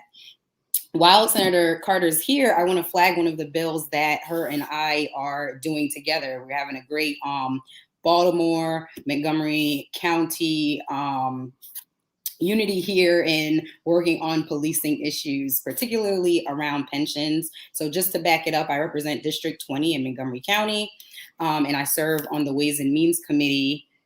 Used to be with Stephanie Smith, as she mentioned, which I'm very sad about. But my district is in the Silver Spring, Tacoma Park, and White Oak areas. So back to policing. One of the really important issues that I'm excited for us to tackle this session deals with police pensions and the fact that an officer can be convicted of a crime, obstruction, fraud, perjury, and still go on to receive his or her pension from the state. And this is something where I think the most egregious example that happened in another state is Derek Chauvin with the George Floyd murder. Derek Chauvin is a convicted murderer who will walk away with his full pension. And that same thing does happen and can happen right here in Maryland. And we've seen that take place time and time again with convicted officers. So that bill would make it so that an officer would have to forfeit his or her pension if they are convicted of a crime. So that's something I want to thank again Senator Jill Carter for working with me on that. And we're hoping to get that across the finish line in this upcoming legislative session. I also want to flag the issue of qualified immunity. We talk about qualified immunity a lot at the federal level, but it's also really critical to know that at the state level, we have immunity for officers at the state level as well. And so my legislation deals with us taking a look at how officers are able to claim immunity and able to not be held accountable for egregious actions against residents because of our state laws as well. So that bill will create a right of action for officers to be held liable when they violate the constitutional rights of residents in Maryland. So an officer under this bill would not be able to claim immunity, and also would have to have a stake in terms of financially any payouts that take place. They would have to reimburse their jurisdiction or employer for those payouts. So that's not just the taxpayer dollars that are being utilized. Moving on just to other issues that I am making sure we bring to the table in the upcoming legislative session is the issue of voting as well. I am the chair of election law in the House on the Ways and Means Committee. And last year we were able to pass the Value My Vote Act, which was in partnership with Out for Justice. Shout out to Out for Justice. Leaders of Beautiful Struggle is also a wonderful supporter in the ACLU and other organizations. And Value My Vote is really about ensuring that individuals who are in jail, who are eligible to vote, so that means that maybe they have a misdemeanor and they're serving their time in jail, or they haven't been convicted of anything at all and they're pending, waiting their trial. Those individuals in Maryland are eligible to vote. So last year we passed some really important provisions to make it easier for them to access that right to vote. We want to go back and try to pass some of the provisions that did not make it to final passage in the bill. So those include things like ensuring that they have drop boxes. And this goes back to constitutionally the equal right to vote. Folks on the outside have the access to the drop boxes. We want to make sure that our incarcerated eligible individuals have those, that they have access to a free toll-free number if they have questions or need help, and other really critical provisions around being able to vote in jail. The last two issues that I wanted to flag that really impact the Black community and want to ensure passage for this upcoming session is renters' rights. One of the top issues that I work on have to do with renters and ensuring stable, safe housing for our families who rent their homes. And during this pandemic, I don't need to share how critical having protections have been in terms of keeping people in their homes. And it's not over. We have rental assistance, which is great. And that's been helping to keep people in their homes. We also need policies in place in law to ensure that renters are able to defend their homes, have an affirmative right to defense, which is what one of my bills does. So an individual, if they do end up in court, can share the financial impact that they're facing, particularly as it relates to this ongoing pandemic, and be able to defend their home. And I also have a bill regarding evictions dealing with just cause, that if your lease is up and a landlord wants you to leave, that the landlord has to state a reason. Instead of right now having no cause at all, someone can lose their homes within just 60 days. So that's another bill that I'm championing. So in the interest of time, I'll stop there, but that's a quick overview of some of the bills that I'll be leading this session, which have disproportionate impacts on Black communities. Right. Appreciate that, Delegate Wilkins. Adam, do we got Delegate Acevero? All right. If not, we'll wait for him. What's up? Oh, there he is. All right, Delegate Acevero. Just open up with introducing yourself and talk about some of your priorities for the session. All right. I'll be very brief because, like Senator Carter, I do have to check out and have some engagements that I need to head to, but I'll be very brief and touch on some areas that I think are particularly important for Black folks in Maryland, and just some of the disparities that our communities experience as it relates to education, healthcare, police accountability. But I'll start first with education and two pieces of legislation that I'll be working on next session, one of which I've been introducing for a couple of sessions now that leaders of beautiful struggle have been working with and supporting that particular piece of legislation, and that's around culturally responsive pedagogy. What we know is that the majority of teachers in public schools across the United States, where Black students attend compared to public charter or private school, most Black students and kids go to public school, and the majority of public school teachers are white women. And so when we talk about teaching, when we talk about our babies seeing themselves reflected in the person providing instruction, they also need to see themselves reflected in the curriculum.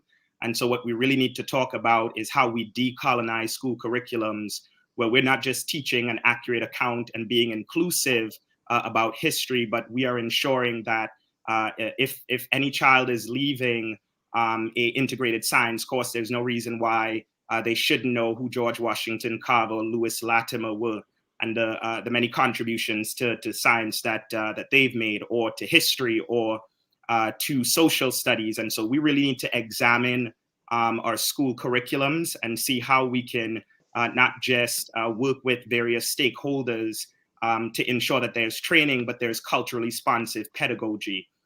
We know education is a big piece of how our babies not only see the world, but how they view themselves.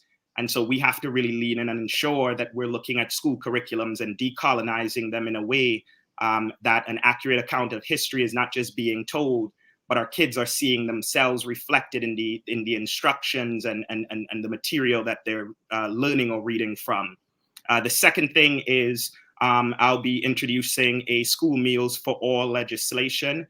Some folks may be aware that during the pandemic, school meals have been free. I'm working to make that permanent, and so I'll be introducing a school meals for all bill that I think not only makes sense, but I think it's ridiculous that we, in the wealthiest country in human history, and really Maryland is the wealthiest state in the union, that we can ensure that we're providing all of our kids with a healthy and nutritious meal, and we're not shaming them, we're not creating these various classes of students. And I think it not only allows our kids to be fed, but to focus on what it is that we want them to do when they're in schools, which is to learn. And what we know is that when our kids are hungry, they can't learn. And so a big part of that is ensuring that we're dealing with not just child hunger, but the issues that we see in schools around school meals. On healthcare, as we know that over 500,000 Marylanders since the pandemic are uninsured, most of whom are Black and brown folks, in large part because we are not just uninsured as a community. A lot of us are uninsured, but medical debt is a reality. And so whatever we discuss in terms of healthcare disparities, at the heart of it is the lack of universal healthcare. And so I'll be reintroducing my bill, the Healthy Maryland Act, that in essence would make single-payer Medicare for all a reality in Maryland. We are the only state in the union that if we wanted to make single-payer Medicare for all a reality, we could do that. And there's, Maryland doesn't have the kind of federal restrictions that other states do. And again, if we spend a third of our state's budget, I serve on the House Appropriations Committee, which oversees our state's capital and operating budget, and we spend a third of our state's budget on healthcare. And so in the wealthiest state in the union, when we spend a third of our state's budget on healthcare, and over 500,000, majority of whom are Black and brown folks who are uninsured in our state, in the wealthiest state in the union, I mean, that's just morally wrong. And so if it's something that we can do and it's possible, we're going to continue pushing for that, and just happy to work with the National Nurses Union, which has endorsed this legislation on that.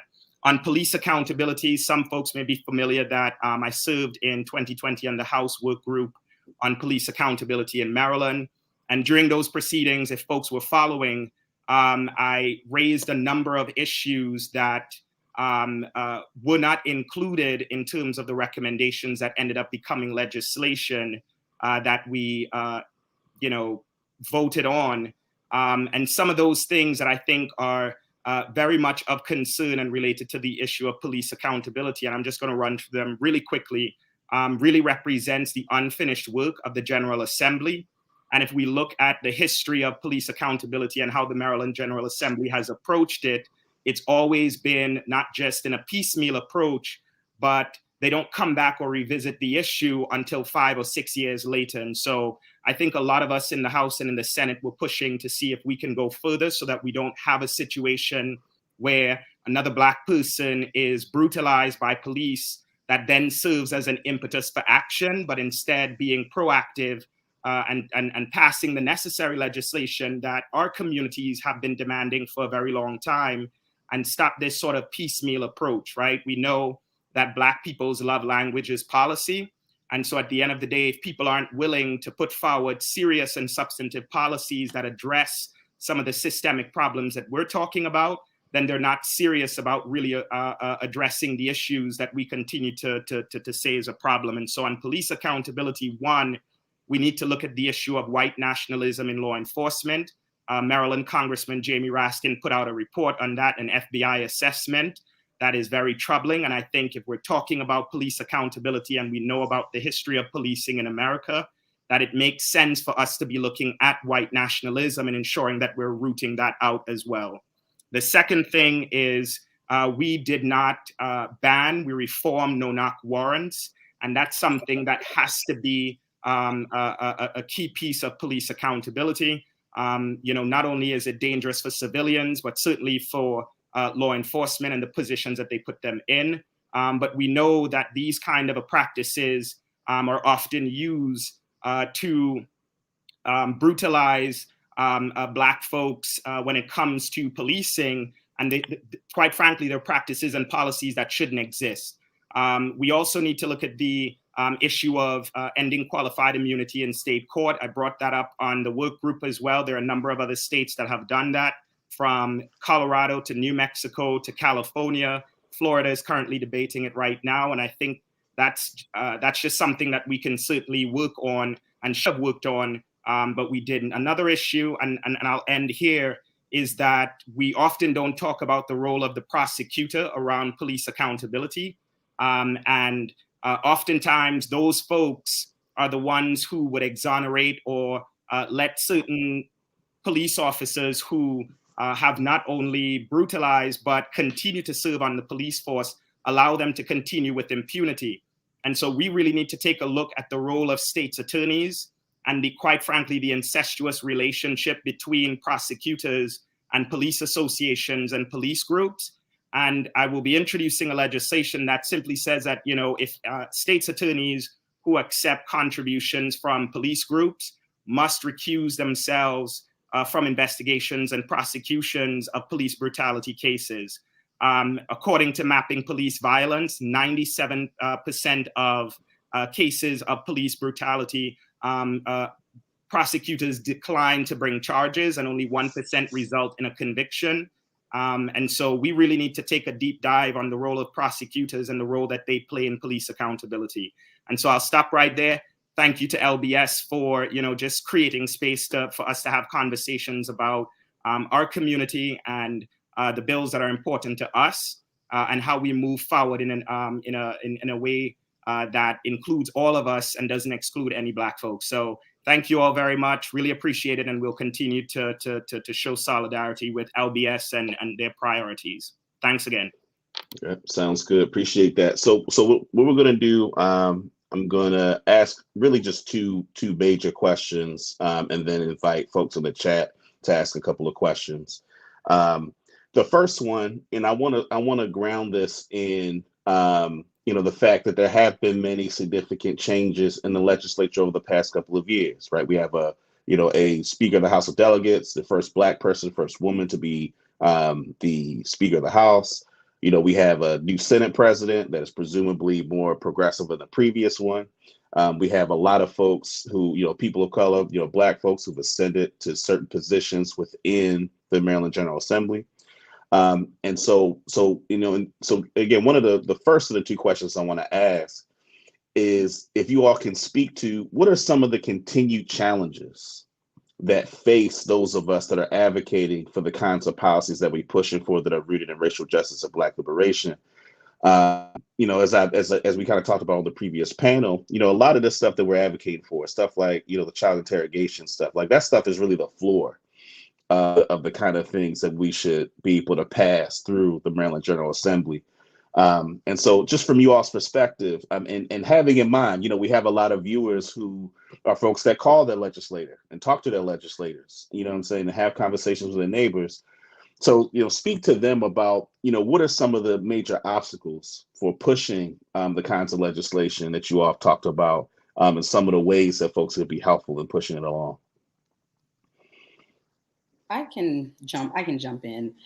I think that something that is just a huge barrier is that there's either an unwillingness or lack of imagination or just resistance to doing really big, important, critical things to address Black issues.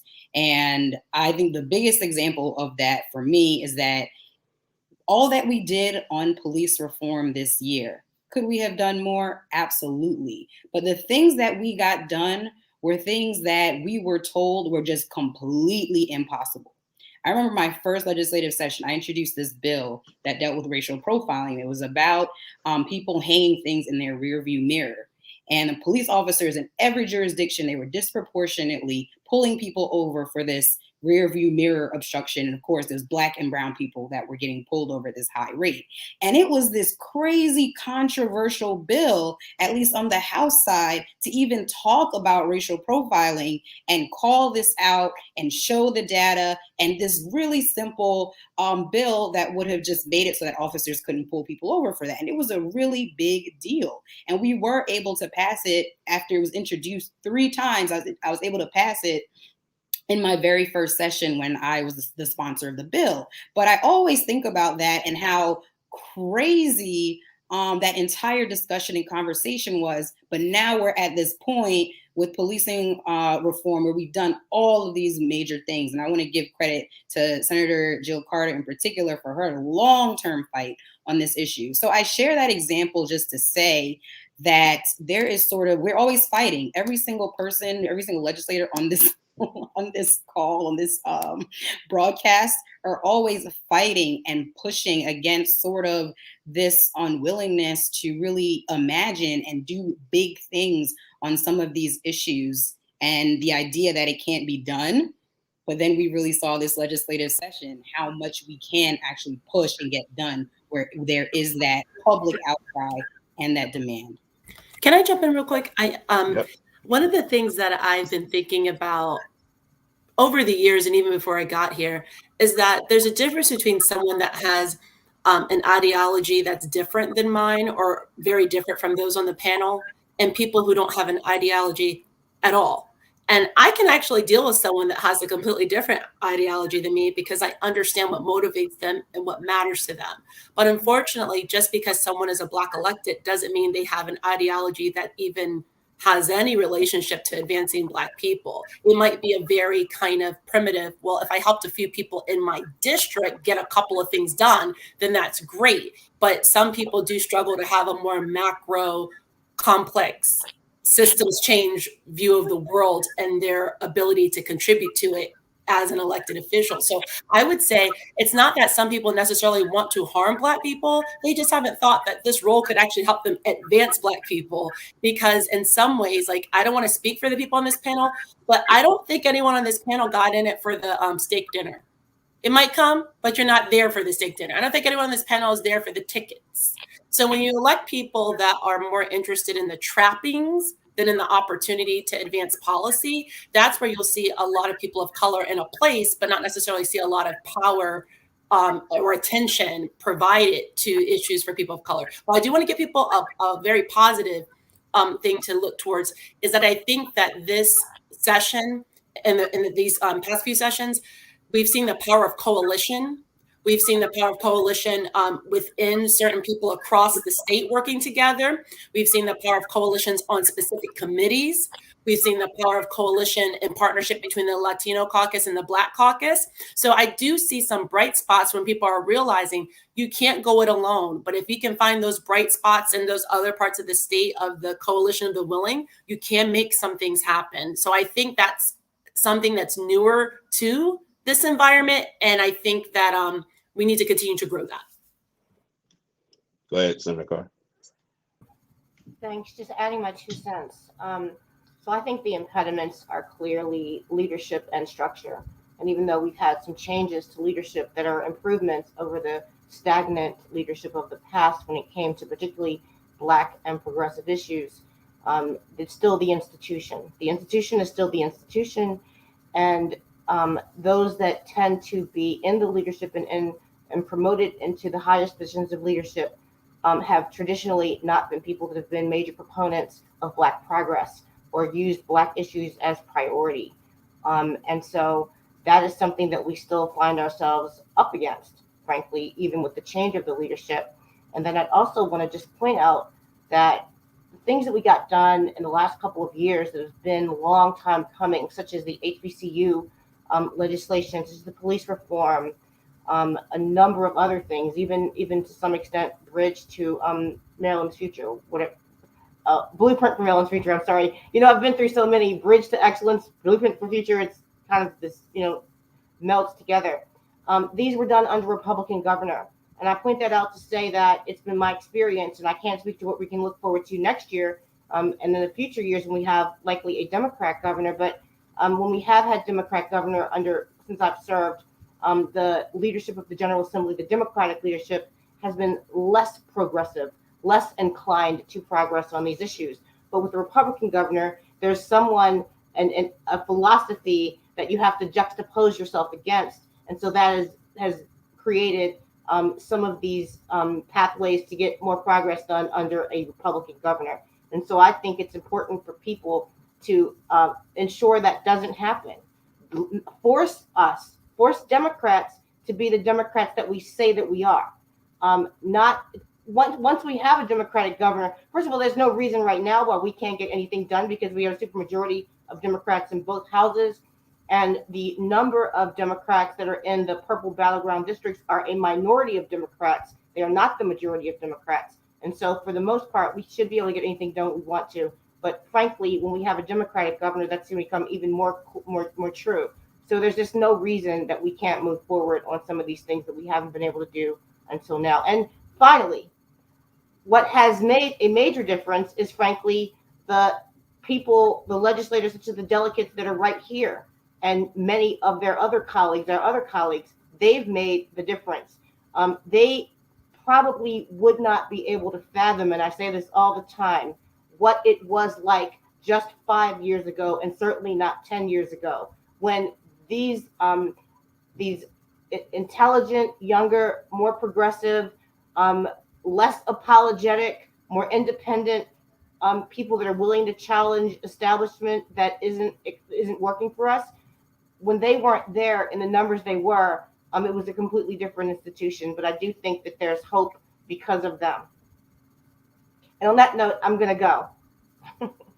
So I'll just say quickly to just echo a little bit what Senator Carter said, but to add on that, I think it's a political and it's a policy issue. The political obviously being that, Black folks and our political loyalty to the Democratic Party, we are in a state where pretty much Democrats are in the supermajority.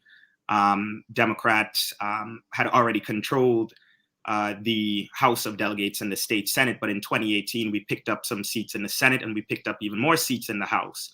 And so with that kind of a power, and when we talk about the political loyalty of Black folks, right, Maryland has the highest population of Black people outside of the Deep South. And so we tend to vote Democratic, but we also have to be honest about that really toxic relationship between the Democratic Party and Black folks, right? There's that loyalty, that political loyalty. But then when we talk about that policy loyalty after the elections are over, after, all of the campaigning and electioneering is over, and it's time to now make policy.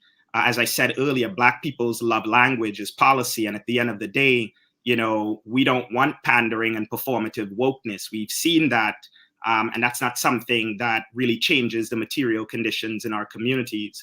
What we need to ensure is that there's an advancing, not just of our issues, but what we're passing is not something that is watered down, but something that is strong and something that really addresses the concerns of our community and is rooted in really the solutions that are proposed by the people most impacted. And so therein lies my frustration really most of the time is that, on a political level, there has to be some kind of understanding that this is an important base or constituency of your party, right? And so what that means then is that we must be not just legislating, but making it so that this very important and big voting bloc and loyal constituency of our party is being not just heard, but we're advancing, and we're doing that in a way, the same way Republicans are willing to go as extreme as possible to pander to the right wing of their political party, right? We should be willing to go as far on these issues simply because, Black folks, we've been, demanding these solutions for a very long time. And I want to just say that there's oftentimes, an understanding of progress that I take issue with, and I don't sit with well. And that is that, Black folks should be grateful for the policy gains that we've made. and it should be seen as progress because of where we were and where we are right now. And so for me, I define progress as where we are as a people and where we ought to be.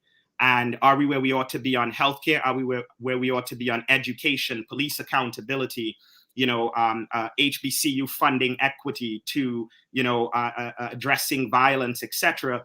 The answer is no. And so for me, I'll never always be satisfied with these like incremental steps that we take, that people then paint as victories, but really are symbolic victories. And to Fannie Lou Hamer's point, I'm tired of symbolic things. We're fighting for our lives, and that's the reality of it. Black folks are fighting for their lives, and what we don't need is symbolic victories, symbolic legislation, symbolic legislating, and legislators who are more interested in symbolic positions rather than changing the material conditions of our people. So before we take some questions from the chat from some of the viewers that are watching, I actually want to extend on something, Delegate Smith, that you mentioned, and actually ties into some of what Delegate Acevero just mentioned. So, we think about what many of the, when we look at the Democratic Party, we look at historically how the Democratic Party has treated Black people, right? Where in many ways they captured electorate, right? Where in many cases, it's the option that is often provided to us. And one of the things that is our biggest threat to that exploitative relationship is Black people being able to advocate and negotiate from a position of strength. So being able to harness our strength such that our relationship to the Democratic Party is one where we're able to leverage more in terms of pushing policy for our community. And Delegate Smith, you mentioned the power of coalitions, right? The power of people, Black folks coming together to press beyond that.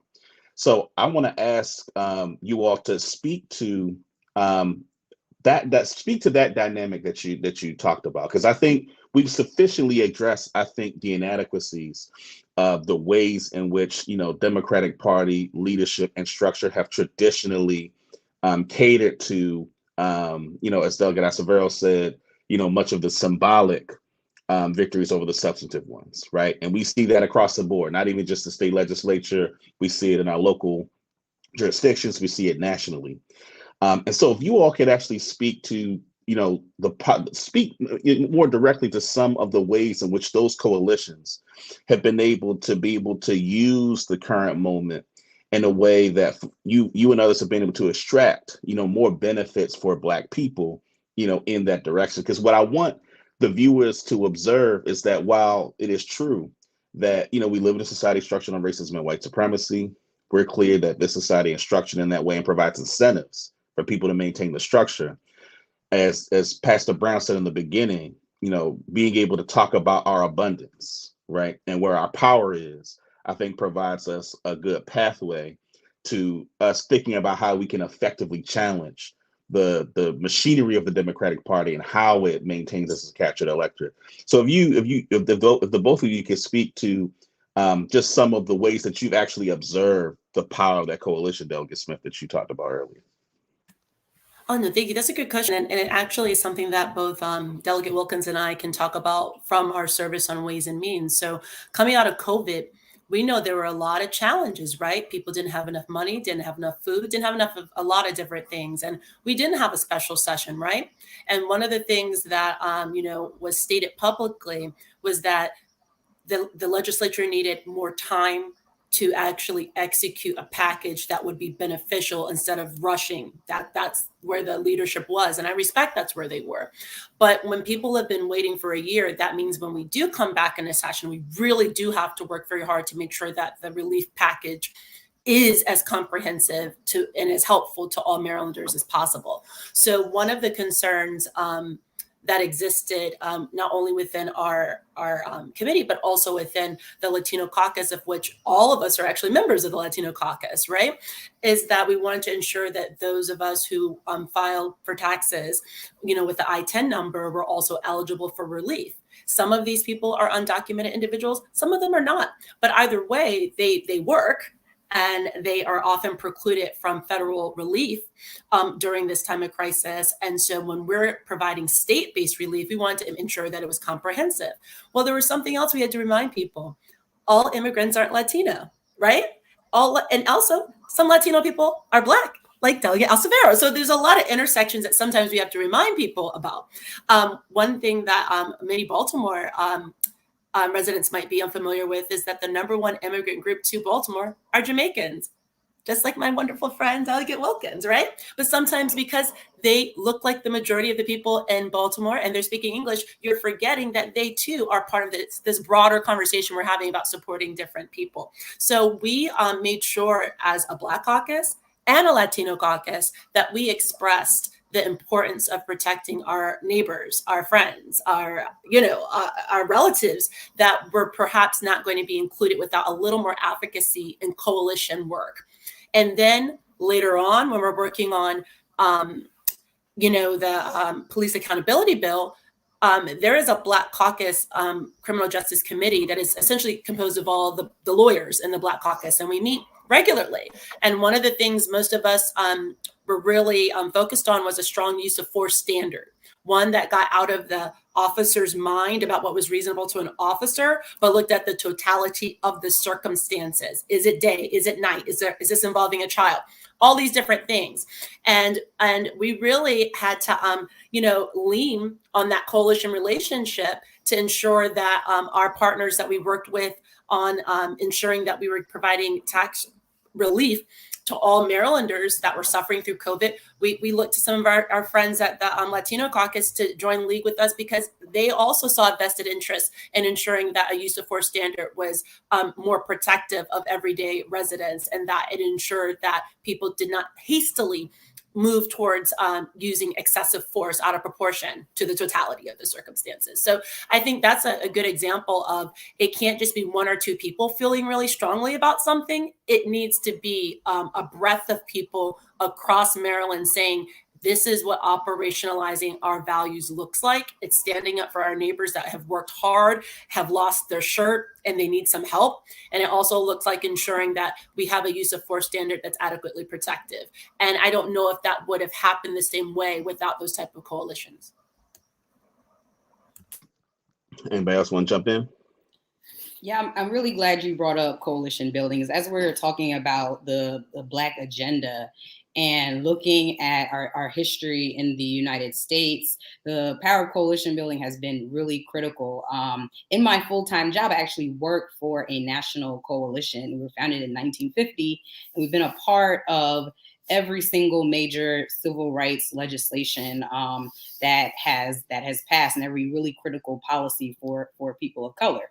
And we were founded, though, by, you have Aaron Aronson representing the Jewish community, Roy Wilkins, of no relation to me, representing the NAACP and the Black community, and then our unions represented by A. Philip Randolph. So I think even now, when you look at really big things that are happening in Congress, when you look at the major policies that have passed in our country, coalition has always been a major part of it. And I think I see coalition in two different ways. When it comes to us being able to tackle issues in the General Assembly. We are an extremely diverse body, which you don't see around the country, even in very, very diverse states. So that is something that is a very important point for us to make in terms of the representation that we do have in Maryland. So when the Black caucus, the Latino caucus, and the API caucus come together and make a demand, and a serious demand where we're not backing down on it, and really united, where people are not being picked off for various reasons, things get done that way. And I think the I-10 bill, where on the issue of making sure that immigrants were able to get access to some of the really important COVID relief that we were going to be passing, that I think is one of the most stark and really important examples. And then I also think about, we talk about the police reform legislation because it's one of the most recent examples, but you have groups from the teachers unions in terms of advocacy groups coming together and building coalition to get these wins. You also have the Sierra Club, which of course is an environmental group primarily, but there was such a large, robust coalition of organizations where you couldn't turn to the left or right and not hear a demand to ensure that we came out of session with that robust police reform. So I think that the strength of coalition when it comes to both, our racial coalitions and allies coming together, but also seeing advocacy groups where you have unpredictable actors who are coming in full support really helps to move the needle on the issues. So I'll just take 30 seconds to say that I think building coalitions outside of the legislature is equally as important. Coalition building, obviously, amongst organizations, allied organizations. I think that has to be rooted in an understanding, particularly with any organization that LBS and other organizations ally with, that, we are looking for, allyship that means that we're going to push as a coalition on our priorities, and we're going to organize both within the state legislature, but outside of the state legislature, because the reality of it is the building that we work in runs on political will.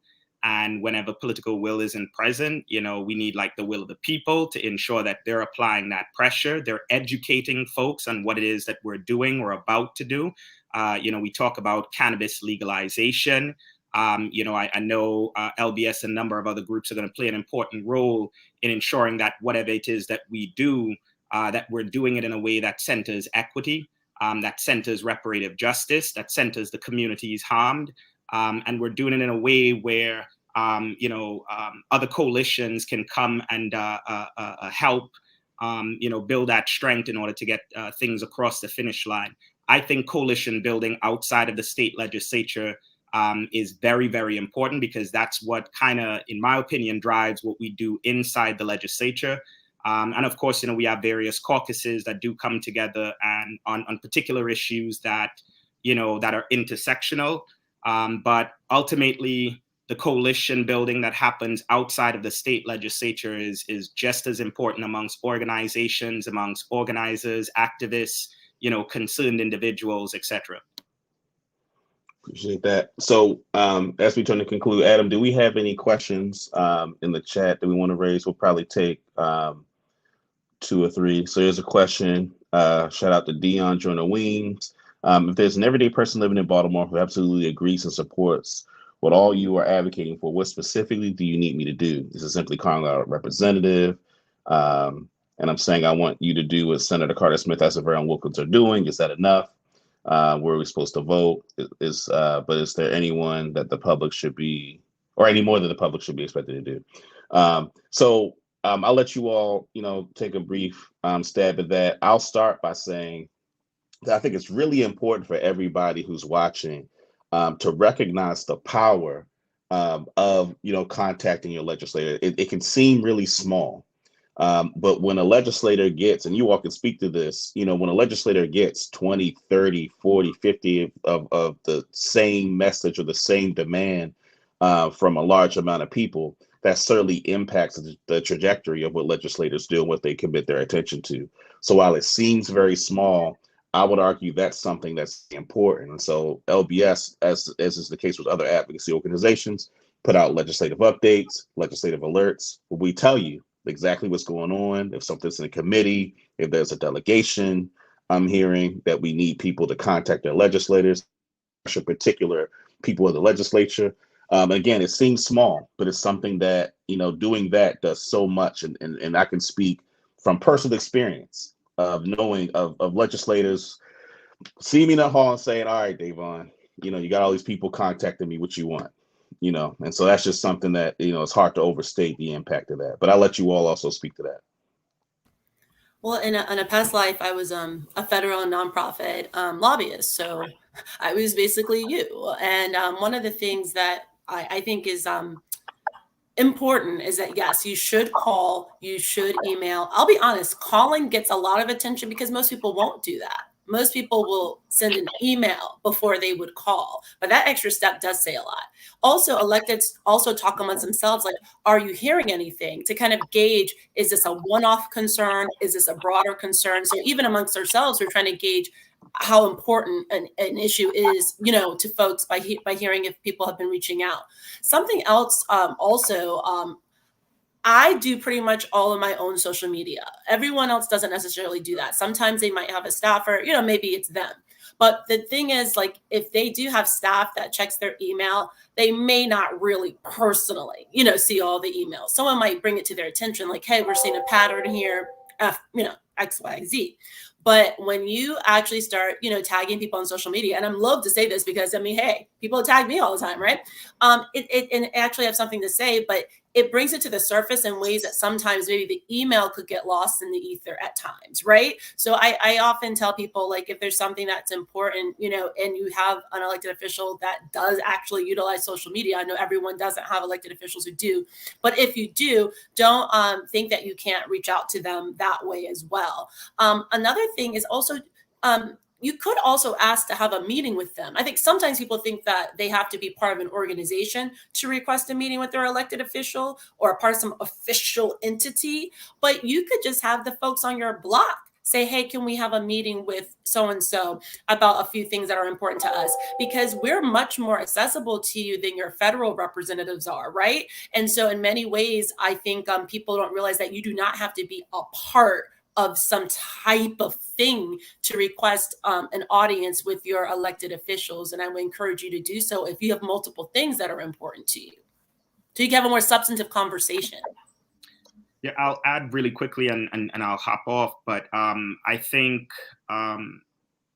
there has to be first political education, not just for our community, but you know, the public at large, because you know, as Plato put it, you know, the punishment for people who don't pay attention to the affairs of public is to be ruled by evil men, and I'll add evil women. And so if we don't pay attention, but more importantly, we don't understand these political structures, then we do not know not just how to properly engage, even though I think that's important, but who to properly engage with on these various issues, right? The person who's supposed to fill your pothole is not the same person that is voting on police accountability legislation, right? And that's not the same person that's voting on the budget for your school system and your school district.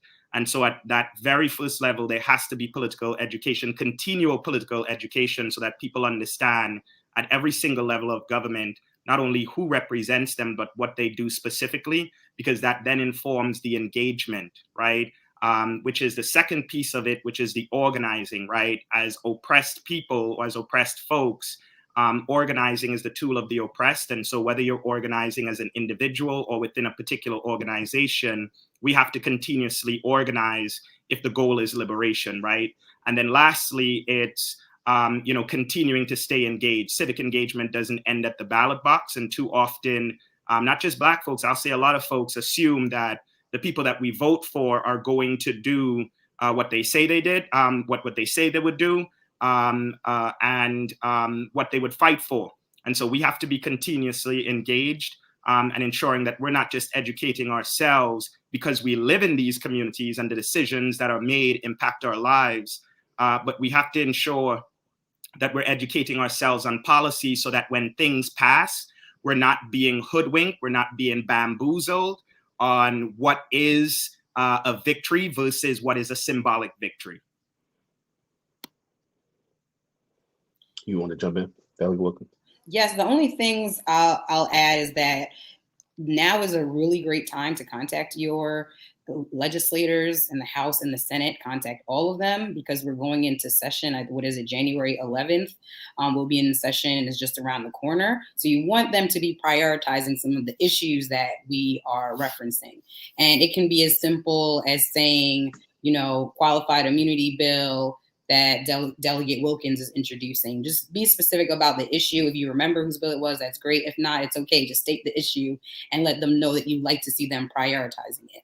And try to be, just another tip, try to be as specific as possible. Qualified immunity is specific enough. But if you generally say policing, at least they understand generally an issue that you care about. But if you're able to be even more specific about what you'd like to see, that's something that's really helpful.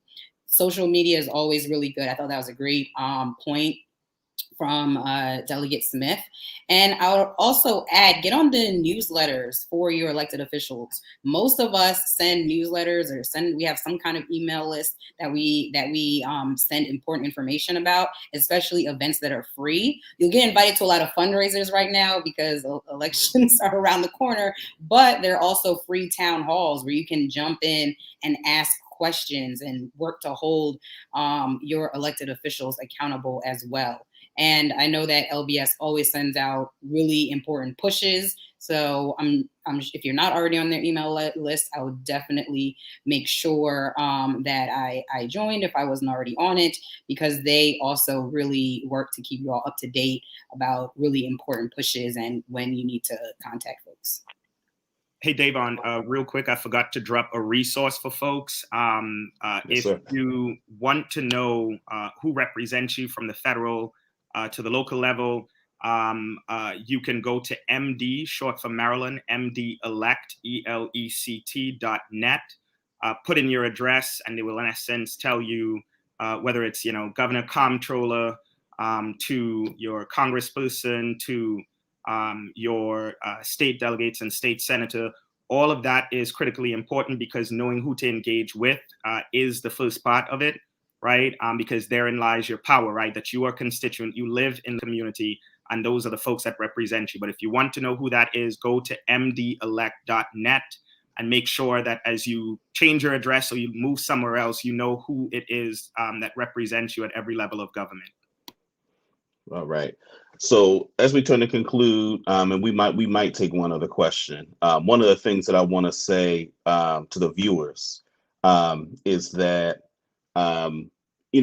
a lot of times when we think about people who we send in political positions, people who in elected office, oftentimes we expect a lot of our Black elected officials. LBS is really intentional about the elected officials that we associate with and we support, because these are folks that have demonstrated a commitment to our community. And so while, we're really appreciative of our elected officials coming before you all today, telling you about some of the things you're working on, it is also our responsibility as a community to support and protect those that we put in these positions. Because I'm sure, we could do probably a whole session just on some of the ways that you all in your capacity and trying to advocate for our community, have experienced pushback, right? Have had to deal with the powers that be, right? And the ways in which the powers that be, attempt to undermine the work that you're trying to do. And so this is really for those who are watching, in addition to us expecting a lot from our Black elected officials who actually act on our behalf, it is also our responsibility to make sure we protect those and we support those that are in there doing that work. So that's why we make it a point to encourage you all, to be on our listserv, right? As Delegate Wilkins said, we put out information that gives you all some instructions and give you some general understanding of what's happening in Annapolis. That's when we send out these action alerts. It's important for you all to be engaged. And so we appreciate all the questions, all those that have been viewing this broadcast throughout, because we hope that all of you that are viewers will be active participants during session and pushing many of the issues that were talked about today. And again, one of the things that I learned, and I know, Senator Carter had to hop off. She's someone who, I've known and has been a mentor of mine for many years. And just one of the biggest lessons that I learned from watching her toil in an environment that was hostile to the kind of politics that we've talked about today. One of the things that I've learned is that as a community, it's very important for us to make sure that we provide support for those of us that are advocating on behalf of our community. So I urge you all to, make sure that you're vigilant in your support of those who are doing the work and not taking in vain the hits that people take as a result of staying on principle and standing on behalf of our community. So I saw, was that one more question we had? I think there was a question from Claire that you put up. When you are fighting the fight with committee and party leadership, what is the substance of the pushback other than it's impossible? Is it money? Is it political self-interest? Is it ambition? So I'll let you two, address that to whatever extent you want to before we close. Sure, I can start. So yeah, sometimes we come to Annapolis, we've done our homework, we've done our research, we're bringing a big issue, and there's sort of this pushback. We can't do that. We're not going to do that. And it's never that direct and specific where someone would say, money or political self-interest or things like that. But what I have noticed is a couple of things. One is that there is generally a hesitancy to do too much and push too much on one issue or do too many controversial things in a session. Controversial, I'm gonna put that in quotes. So for example, we did so much on policing last year that I fully expect that I'm going to have a hard time on the 2 policing bills that I introduced, because I fully expect there will be feedback that, look, we just did all these things. We pushed a lot on the police, that maybe there will be not be as much interest in doing as much this legislative session. Now, our job is not done on policing until we get to a point where Black and brown people are treated fairly and equally. So there's much more to do. So we have to keep pushing on it. And that's why getting engaged and letting your elected officials know that you still want to see things get done. So that's an example in terms of a specific issue. But even more broadly, there generally is a sense that because it takes floor time to debate these bills for a number of different reasons, that sometimes if there are too many things that are going to cause a lot of debate and a lot of sort of time, whether it's time in committee and the committee hearings and things like that, that we sort of kind of ration a little bit how many of those types of issues that we do during a session. And that really came to fruition this past session. We did so many big things in the 2021 session. I think that is something that comes up a lot. Also, right before an election year, 2022 session that we're going into, we are coming up right before an election. So that can be a good and a bad thing. There are things that we prioritize because election time is coming up. But then again, in terms of issues that, again, might be deemed controversial or difficult for some Democrats in their districts, we might not want to take on in order to avoid them having to take that tough vote, where we do see Republicans on the floor when some folks who are in purple districts, when they're voting before a vote, you can already see them writing up the negative mailers to spin the issue and send it out in that district to sort of harm that Democrat that's in that purple area who wants to do the right thing on an issue. So those are just a couple of factors that do come up. But I think that the public demand and continuing to push on these issues, sometimes it takes 2 sessions, sometimes it takes 3 sessions, but we have to continue to push in order to get some of these things done that our communities are prioritizing. And I just want to give a special shout out to Delegate Wilkins. I mean, because we did a lot of this work remotely during the last session, you can go right on YouTube and see what the floor time looks like. You can see what the committee work looks like.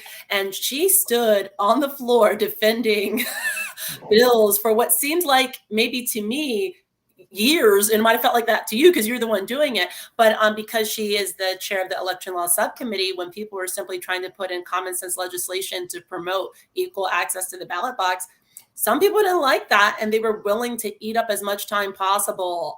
And so you have to remember, we're dealing with a Republican Party that's not really full of ideas. Obstruction is kind of their only outlet. And so that's what they're doing. I am intrigued to see kind of what that will mean for the 2022 session, considering the minority leader in the House most recently floated, an effort to secede from Maryland. It will be interesting to see how long we're supposed to stomach his pronouncements of anything when you've already, in my estimation, violated your oath to the state of Maryland.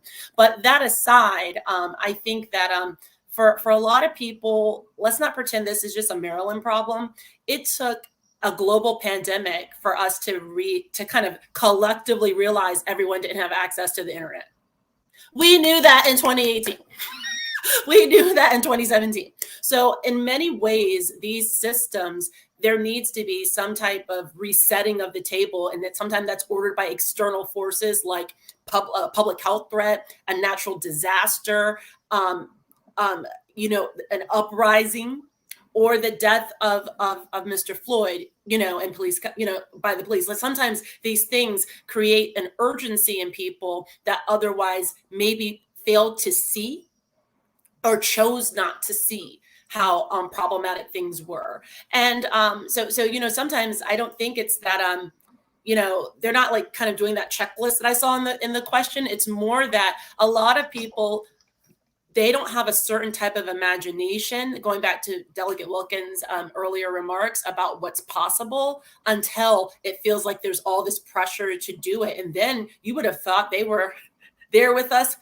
What is it? You would have thought they were shooting in the gym with us, earlier on some of these issues. And, when they realize, oh, people really would like me to be fighting for that, then they might lean into it. So, I wish that this was more than just a Maryland General Assembly issue. I think that at every level of government, we have seen people jump into action around conversations that have plagued us literally for generations. Like, we're going to have a huge effort. We didn't mention this, Senator Hayes of Antonio Hayes of Baltimore on family leave, paid family leave. That's a big issue that's going to be before the General Assembly. And you would think the fact that this economy has really wrecked women because they're taking care of children as well as elders and everything in between. This was already a problem before the pandemic. The pandemic is putting it into a certain focus, but sadly, I believe Senator Hayes will have to fight for what he's trying to do, as common sense as it is and as pervasive a benefit it will be. It will not be easy. So I just want to lift up a few people, a few concepts that even though he's not on this Zoom, it's still important for us to be aware of. All right. Well, I want to say I appreciate, both of you, and of course, Senator Carter and Delegate Acevero for joining us. Again, just want to reiterate, we're thankful for the fact that you all are in Annapolis, representing our community, doing the work to advance, Black people's interest in that arena. And so we want to urge our viewers, listeners, and supporters to continue to support and lift you all up in the work that you all do on our behalf. So just want to thank you all for being with us this afternoon. So as we turn to close with our event this afternoon, this was our Black Legislative Agenda Day. I hope you all learned a lot, got a lot of information. We've done this every year, I believe, for the past 7 or 8 years. And so we're glad that this has grown each year. Just want to reiterate, our ability to be able to bring this to you all comes as a result of Leaders of a Beautiful Struggle being an independent Black organization, right? We're committed to radical transformation. We're rooted in Black liberation, the goal of global African sovereignty and self-determination. And so our efforts in the public policy arena on behalf of Black people is rooted in that tradition. And what allows us to be able to do that is the fact that we have sustainers. We have people that support our work financially. We're an organization where we're not dependent on grants. We're not dependent on philanthropy, right? We have a business model that allows us to be independent, and a huge part of that business model is the support that you give us. And so as you see on your screen, lbsbaltimore.com/sustain is where you can go to become a sustainer. So whether it's $10 or $15 or $20 or even more if you're able to, those resources go into our ability to do programming like this, for our ability to be able to bring information to the community, because we're powered by the community. Our power comes from our base. Our base is Black people. Our base is the folks in our community that support Black liberation. And we're going to continue to do this work, but only in the fashion where we're living up to the responsibility of having the support of our community. And again, being rooted in the tradition of Black liberation. So I want to thank you all for joining us this afternoon. 3 hours of information about politics and policy, but we're clear that you all need the information about what's happening statewide on issues that impact Black people. And so we're very thankful that you all trust us to bring that information to you from a perspective that, again, is rooted in Black liberation. So again, I want to give a special shout out to Adam Jackson, who was doing, all the tech stuff. He's the one that allows us to run smoothly. So I want to shout him out. Shout out the whole LBS team. Shout out to, again, all our panelists, Pastor Heber Brown III, my pastor, our panelists, both from the Advocacy panel and our legislators, Lady Brion and the work she's doing with the Black Arts District, to continue to just lift up and support the work that we do. You all take care. I'm Davon Love, Director of Public Policy, Leaders of a Beautiful Struggle. Thank you all for your continued support. You all take care. Safe travels. Enjoy the rest of your weekend.